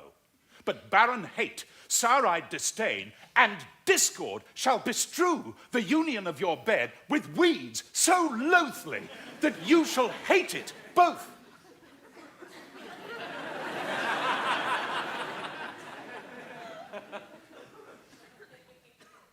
Therefore, take heed, as Hymen's lamps shall light you. As I hope, for quiet days, fair issue, and long life, with such love as 'tis now, the murkiest den, the most opportune place, the strongest suggestion our worser genius can, shall never melt mine honour into lust, to take away the edge of that day's celebration. When I shall think, or Phoebus' steeds are founded, or night kept chained below. Fairly spoke. Sit then, and talk with her. She is thine own.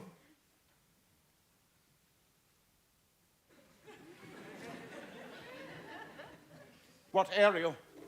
My industrious servant, Ariel! What would my potent master? Here I am. Thou and thy meaner fellows your last service did worthily perform, and I must use you in such another trick. Go, bid the rabble, or whom I give thee power, here to this place, incite them to quick motion, for I must bestow upon the eyes of this young couple some vanity of mine art. It is my promise, and they expect it of me. Presently. Aye, with a twink. Before you can say come and go, and breathe twice and cry so, each one tripping on his toe. will be here with mop and mow. Do you love me, master? No? Dearly, my delicate Ariel, do not approach till thou dost hear me call. Well, I conceive.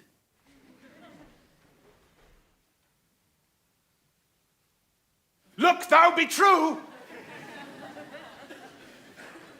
Do not give dalliance too much the rein. The strongest oaths are straw to the fire in the blood. Be more abstemious, or else good night your vow. I warrant you, sir, the white cold virgin snow upon my heart abates the ardour of my liver. Well. Now come, my Ariel, appear and pertly. No tongues, all eyes, be silent.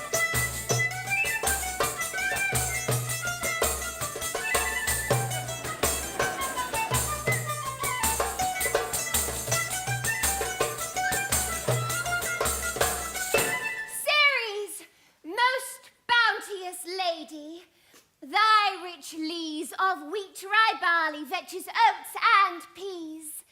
Thy turfy mountains, where live nibbling sheep, and flat meads thatched with stover, them to keep. Thy banks with pioneer and twilled brims, which spongy April at thy hest betrims, to make cold nymphs chaste crowns. And thy broom groves, whose shadow the dismissed bachelor loves, being lass lorn.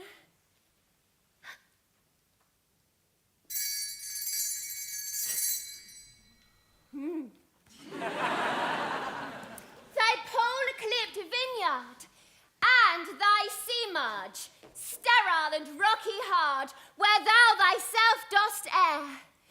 The queen of the sky, whose watery arch and messenger am I, bids thee leave these, and with her sovereign grace, here on this grass plot, in this very place to come and sport. Her peacocks fly amain. Approach, rich Ceres, her to entertain. Hail, many-coloured messenger, that ne'er dost disobey the wife of Jupiter.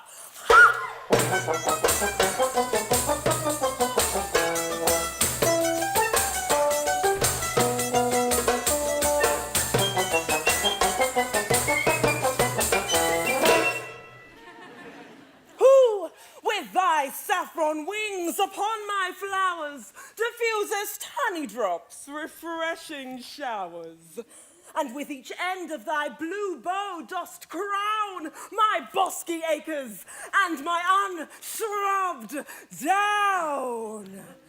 Rich scarf to my proud earth, why hath thy queen summoned me hither to this short-grassed green? A contract of true love to celebrate, and some donation freely to a state on the blessed lovers. Tell me, heavenly bow, if Venus or her son, as thou dost know, do now attend the queen, since they did plot the means that dusky Diz my daughter got, her and her blind boy's scandaled company I have forsworn. Oh, of her society be not afraid.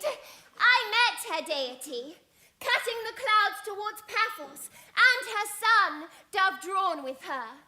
He thought they to have done some wanton charm upon this man and maid, whose vows are that no bedright shall be paid till Hymen's torch be lighted.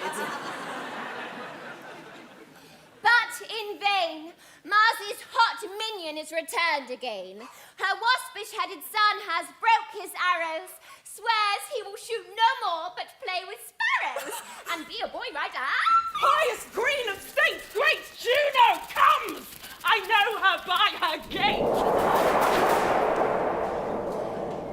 How does my bounteous sister? Go with me to bless these twain that they may prosperous be and honoured in their issue.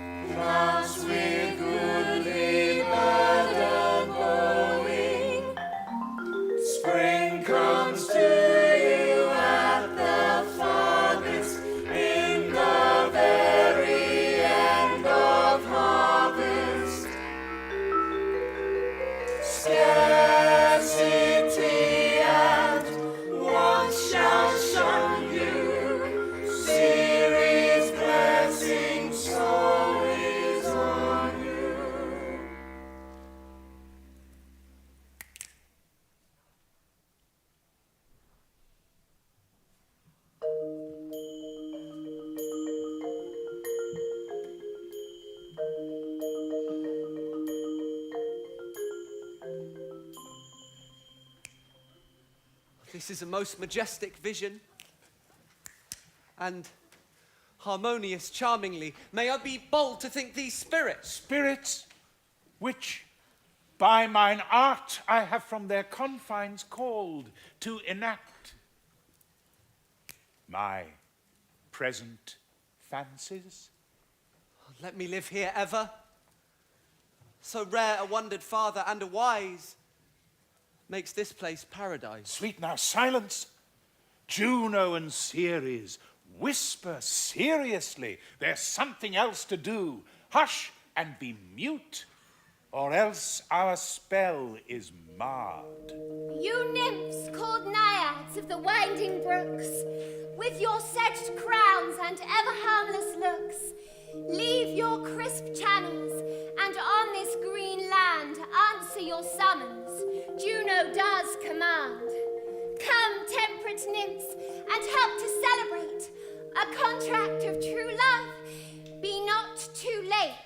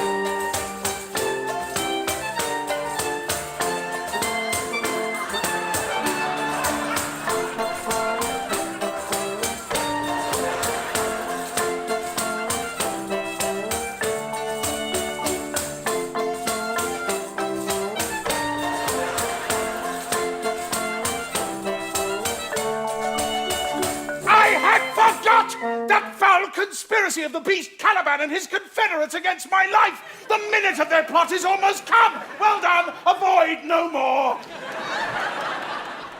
This is strange. Your father's in some passion that works him strongly. Never till this day saw I him touched with anger so distempered. You do look, my son, in a moved sort as if you were dismayed. Be cheerful, sir. Our revels now are ended. These, our actors, as I foretold you, were all spirits and are melted into air, into thin air. And like the baseless fabric of this vision, the cloud-capped towers, the gorgeous palaces, the solemn temples, the great globe itself, yea, all which it inherit shall dissolve. And like this insubstantial pageant, faded, leave not a rack behind. We are such stuff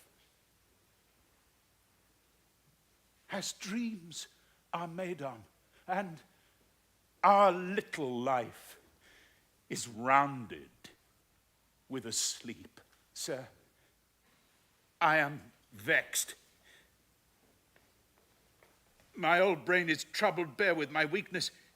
Be not disturbed with my infirmity. If you be pleased, retire into my cell and there repose. A turn or two I'll walk to still my beating mind. We wish your peace. Come with a thought. I thank thee. Ariel, come. Thy thoughts I cleave to. What's thy pleasure? Spirit, we must prepare to meet with Caliban.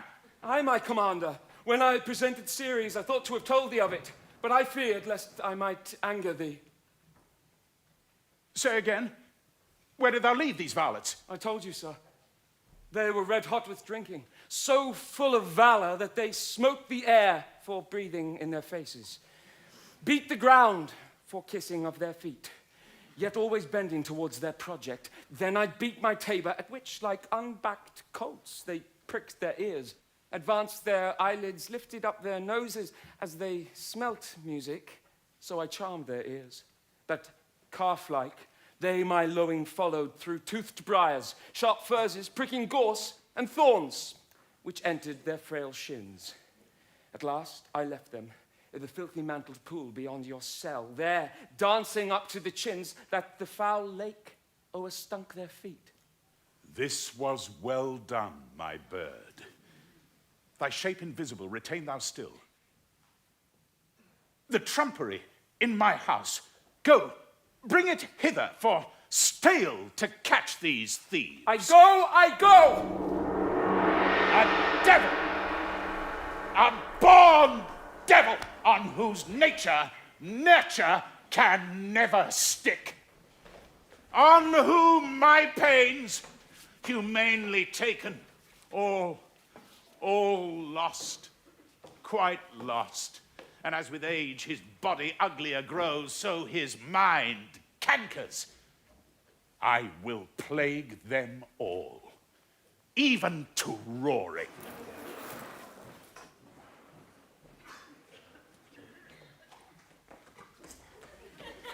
All right, baby, what are you doing here?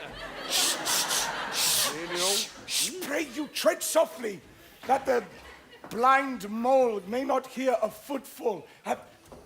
We now are near his cell. Monster, your fairy, which you say is a harmless fairy, had done little better than play the jack with us. Monster, I do smell all horse piss, at which my nose is in great indignation. So is mine. Do you hear, monster? If I should take a displeasure against you, look you. Thou wert but a lost monster. Oh, good, my lord, give me thy favor still. Be patient, for the prize I'll bring thee to shall hoodwink this mischance. Therefore, speak softly, huh? All's hushed as midnight yet. Aye, but to lose our bottles of the pool. There is not only disgrace and dishonor in that monster, but an infinite loss. And that is more to me than my wetting, and this is your harmless fairy monster. I will fetch off my bottle, though I be o'er ears for my labor. Prithee, my king, be quiet. Seest thou here, huh? This is the mouth of the cell. No noise! Shh! And enter. Do that good mischief which may make this island thine own forever. And I, thy Caliban, for I, thy foot liquor. Give me thy hand. I do begin to have bloody thoughts.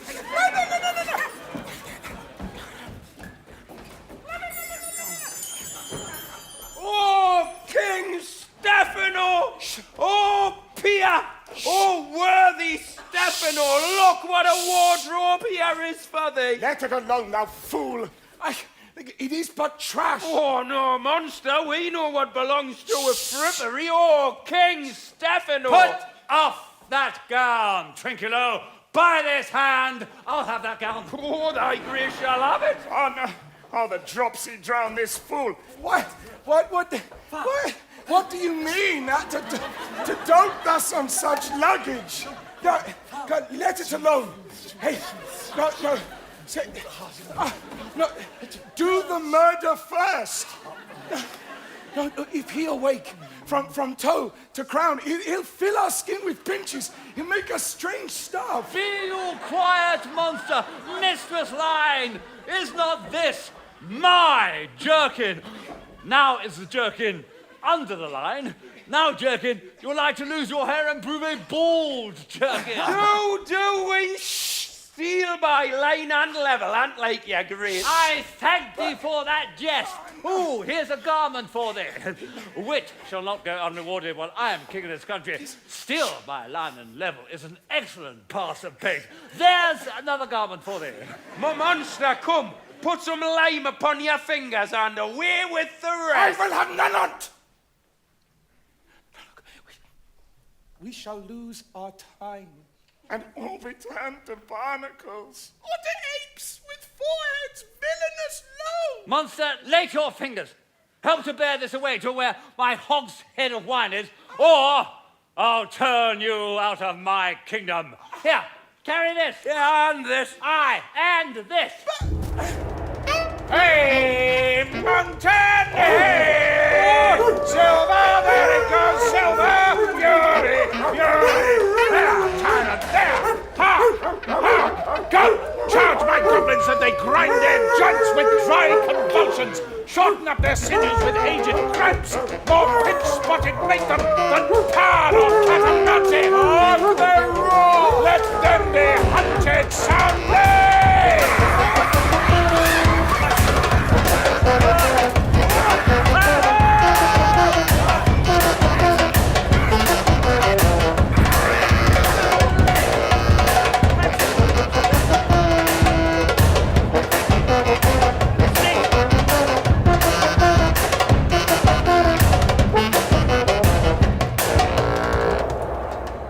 At this hour lies at my mercy all mine enemies.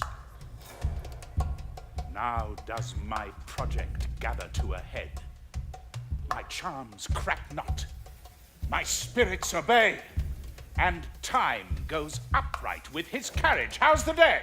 On the 6th hour, at which time, my lord, you said our work should cease.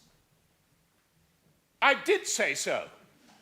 When first I raised the Tempest, say my spirit, how fares the king and's followers? Confined together in the same fashion as you gave in charge, just as you left them, all prisoners, sir, in the lime grove which weather fens your cell. They cannot budge till your release. The king, his brother, and yours abide all three, distracted, and the remainder mourning over them, brimful of sorrow and dismay. But chiefly, him that you termed, sir, the good old Lord Gonzalo, his tears ran down his beard like winter's drops from eaves of reeds.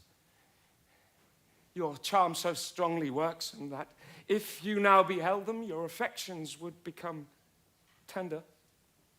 Dost thou think so, spirit? Mine would, sir, were I human.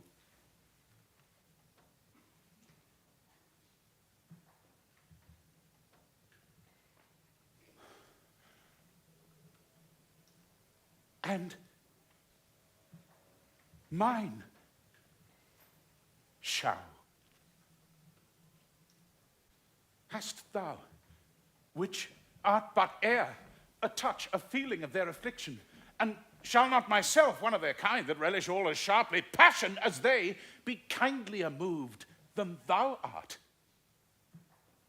Though with their high wrongs I am struck to the quick, yet with my nobler reason, 'gainst my fury, do I take part. The rarer action is in virtue than in vengeance. They, being penitent, the sole drift of my purpose doth extend not a frown further. Go release them, Ariel. My charms I'll break, their senses I'll restore, and they shall be themselves. I'll fetch them, sir.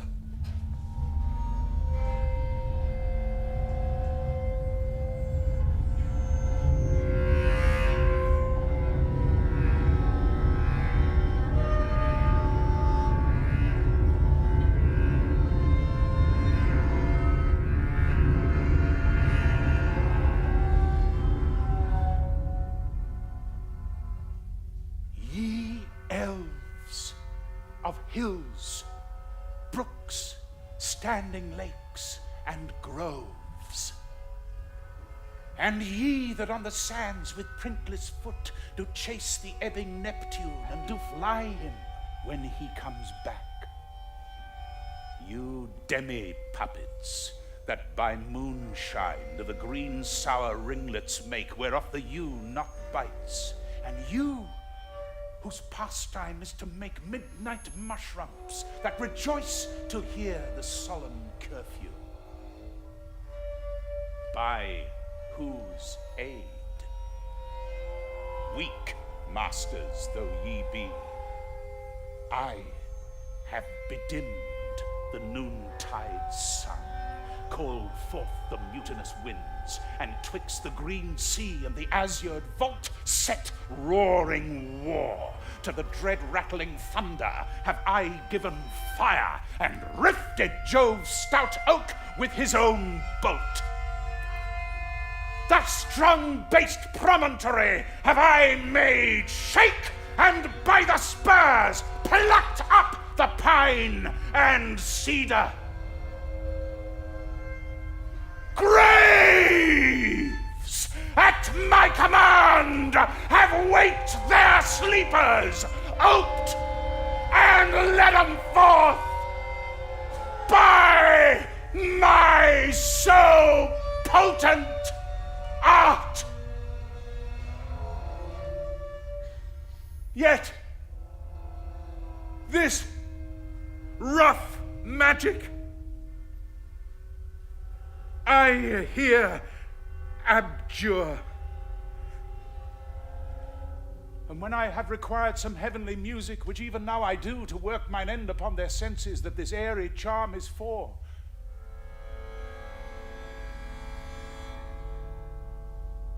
I'll break my staff, bury it certain fathoms in the earth, and deeper than did ever plummet sound, I'll drown my book.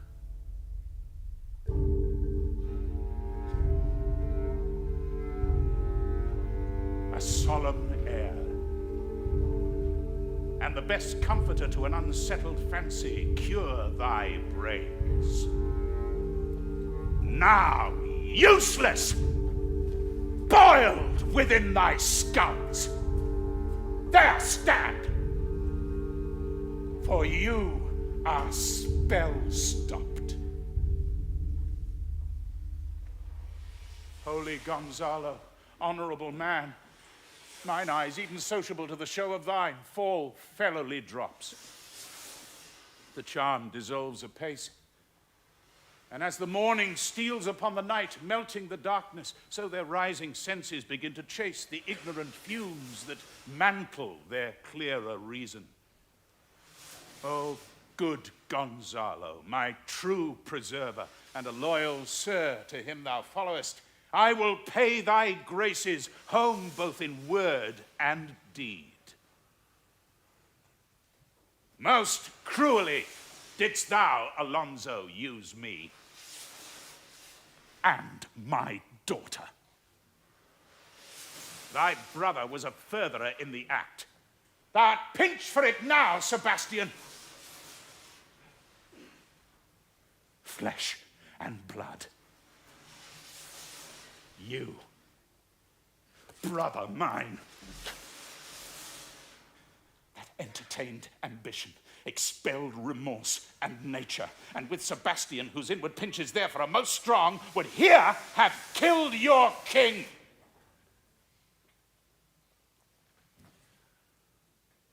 I do forgive thee, unnatural though thou art.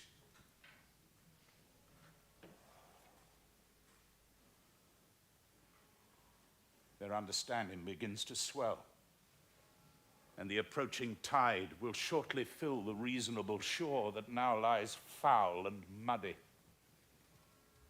Not one of them that yet looks on me. or would know me. Ariel, I will discase me, and myself present as I was sometime Milan. Quickly, spirit, thou shalt ere long be free.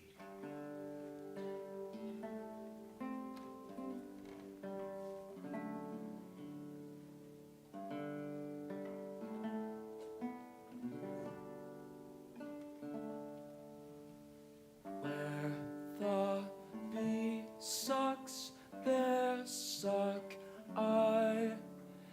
In a cowslip's bell I lie. There I couch when owls do cry. On a bat's back I do fly. After summer merrily, merrily, merrily shall I live now, under the blossom that hangs on the bough. Why, that's my dainty Ariel. I shall miss thee, but yet thou shalt have freedom. So.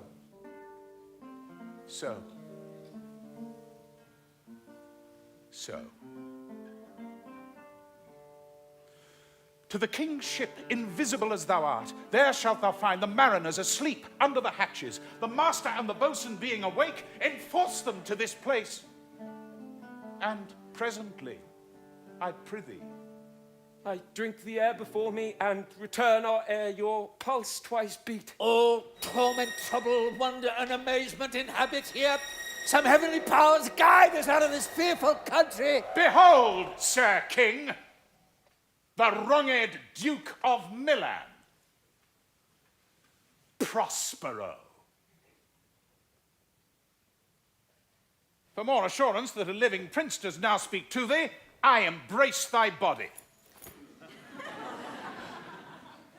And to thee and thy company I bid a hearty welcome. Whether thou beest he or no, or some enchanted trifle to abuse me, as late I have been, I not know. Thy pulse beats as of flesh and blood. And since I saw thee, the affliction of my mind amends, with which I fear a madness held me. For this must crave, and if this be at all, a most strange story. Thy dukedom. I resign, and do entreat thou pardon me my wrongs. But how should Prospero be living and be here? First, noble friend, let me embrace thine age, whose honor cannot be measured or confined. Whether this be or be not, I'll not swear. You do yet taste some subtleties of the isle that will not let you believe things certain. Welcome, my friends all. But you, my brace of lords, were I so minded, I hear, could pluck his highness frown upon you and justify you traitors. At this time, I will tell no tales. The devil speaks in him. No. For you, most wicked sir, whom to call brother would even infect my mouth, I do forgive thy rankest fault. All of them. And require my dukedom of thee, which I know perforce thou must restore. If thou beest Prospero, give us particulars of thy preservation. How thou hast met us here, whom 3 hours since were racked upon this shore, where I have lost how sharp the point of this remembrance is. My dear son Ferdinand. I am woe for it, sir. Irreparable is the loss, and patience says it is past her cure. I rather think you have not sought her help, of whose soft grace for the like loss I have her sovereign aid, and rest myself content. You the like loss? As great to me as late, and supportable to make the dear loss, have I means much weaker than you may call to comfort you, for I have lost my daughter. A daughter? Oh, heavens that they were living, both in Naples, the king and queen there. That they were. I wish myself were muddied in that oozy bed where my son lies.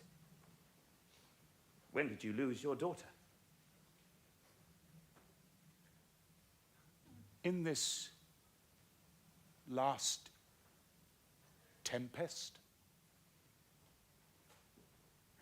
I perceive these lords at this encounter do so much admire that they devour their reason and scarce think their eyes do offices of truth. Their words are natural breath, but howsoe'er you have been jostled from your senses, know for certain that I am Prospero, and that very duke that was thrust forth of Milan, who most strangely upon this shore where you were wrapped was landed to be the lord on't. No more yet of that, but 'tis a chronicle of day by day, not a relation for a breakfast, nor yet befitting this first meeting. Welcome, sir. This cell's my court. Here have I few attendants, and subjects none abroad. Pray you, look in my dukedom, since you have given me again. I will requite you with as good a thing, at least bring forth a wonder to content ye, as much as me, my dukedom. Sweet lord, you play me false. No, my dearest love, I would not for the world. Yes, for a score of kingdoms you should wrangle, and I would call it fair play. If this prove a vision of the island, one dear son shall I twice lips. A most high miracle. Though the seas threaten, they are merciful. I have cursed them without cause. All the blessings of a glad father compass thee about. Arise and say how thou camest here. Oh, wonder! How many goodly creatures are there here? How beauteous mankind is! Oh, brave new world that has such people in it! 'Tis new to thee. What is this maid with whom thou wast at play? Your eldest acquaintance cannot be 3 hours. Is she the goddess that hath severed us and brought us thus together? Sir, she is mortal. But by immortal providence, she's mine. I chose her when I couldn't ask my father for his advice, nor thought I had one. She is daughter to this famous Duke of Milan, of whom so often I have heard renown but never saw before, of whom I have received a second life, and second father this lady makes him to me. I am hers, but oh, how oddly will it sound that I must ask my child forgiveness. There, sir, stop. Let us not burden our remembrance with a heaviness that's gone. I have inly wept, or should have spoke ere this. Look down, ye gods, and on this couple drop a blessed crown, for it is you that have chalked forth the way which brought us hither. I say amen, Gonzalo. Was Milan thrust from Milan, that his issue should produce kings of Naples? Oh, rejoice beyond the common joy, and set it down with gold on lasting pillars in one voyage. Did Claribel the husband find a Tunis, and Ferdinand her brother found a wife, when he himself was lost? Prospero his dukedom in a poor isle, and all of us, ourselves, when no man was his own. Give me your hands. Let grief and sorrow still embrace his heart that does not wish you joy. Be it so, amen. Oh, look, sir, here is more of us. I prophesied if a gallows were on land, this fellow should not drown. Now blasphemy that swearest grace overboard, not an oath on shore. Hast thou no mouth by land? What is the news? The best news is that we have safely found our king and company. The next, our ship, which but 3 glasses since we gave out split, is tight, and bravely rigged as when we first put out to sea. Sir, all this service have I done since I went. My tricksy spirit. These are not natural events. They strengthen from strange to stranger. Say, how came you hither? If I did think, sir, I were well awake, I'd strive to tell you. We were dead of sleep, and how, we know not, all clapped under hatches, where, but even now it's strange, and several noises of roaring, shrieking, howling, jingling chains, and more diversity of sounds, all horrible. We were awaked, straightway at liberty, where we in all her trim freshly beheld our royal good and gallant ship, our master capering to eye her. On a trice, so please you, even in a dream, were we divided from them and were brought moping hither. Whilst well done. Bravely, my diligence, thou shalt be free. This is as strange a maze as e'er men trod, and there is in this business more than nature was ever conduct of.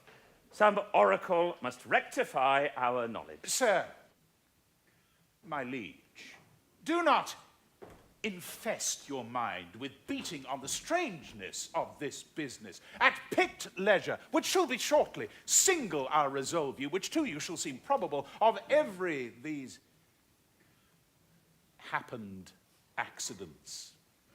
Till when? Be cheerful, and think of each thing well. Come hither, spirit. Set Caliban and his companions free. Untie the spell. How fares my gracious sir? There are yet missing of your company some few odd lads that you remember not. Let everyone shift for all the rest, and let no man take care for himself, for all is but fortune. Coraggio, bully monster, coraggio. If these be true spies which I wear in my head, here is a goodly sight. Oh, Setibus! These be brave spirits indeed. How fine my master is. I'm afeard he will chastise me. What things are these, my Lord Antonio? Will money buy them? Very like. One of them is a plain fish. No doubt marketable. Mark but the badges of these men, my lords, then say if they be true. This misshapen knave, his mother was a witch, and one so strong that could control the moon, make flows and ebbs, and deal in her command without her power. These three have robbed me, and this demi-devil, for he's a bastard one, has plotted with them to take my life. Two of these fellows you must know and own. This thing of darkness, I acknowledge mine. I shall be pinched to death. Is not this Stefano, my drunken butler? He is drunk now. Where had he wine? Trinculo is reeling right. Where should they find this ground liquor that hath gilded him? How camest thou in this pickle? I have been in such a pickle since I saw you last. I fear that I will never out of my bones. Why, how now, Stefano? Oh, touch me not. I am not Stefano, but a cramp. You'd be king of the Isles, sirrah? I should have been a sore one then. This is as strange a thing as e'er I looked on. He is as disproportioned in his manners as in his shape. Go, sirrah, to my cell. Take with you your companions. As you look to have my pardon, trim it handsomely. Aye, that I will.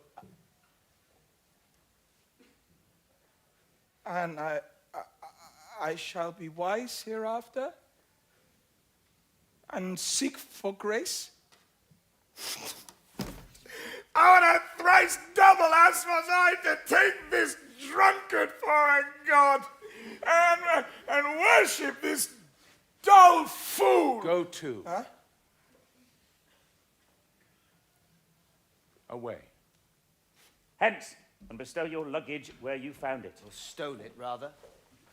Sir, I invite your highness and your train to my poor cell, where you may take your rest for this one night. Which part of it I'll waste with such discourse as I doubt not shall make it go quick away, the story of my life and the particular accidents gone by since I came to this isle. Then in the morn I'll bring you to your ship, and so to Naples, where I have hoped to see the nuptials of these our dear beloved solemnized, and thence retire me to my Milan, where every third thought shall be my grave. I long to hear the story of your life. which must take the ear strangely. I'll deliver all and promise you calm seas, auspicious gales, and sails so expeditious as shall catch your royal fleet far off. My aerial chick, that is thy charge. Then to the elements be free.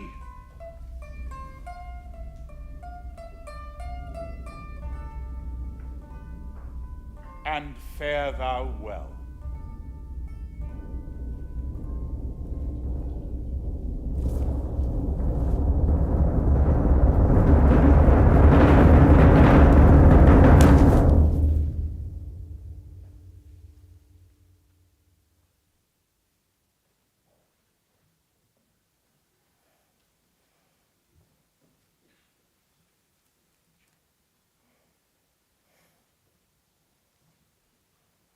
Please you, draw near.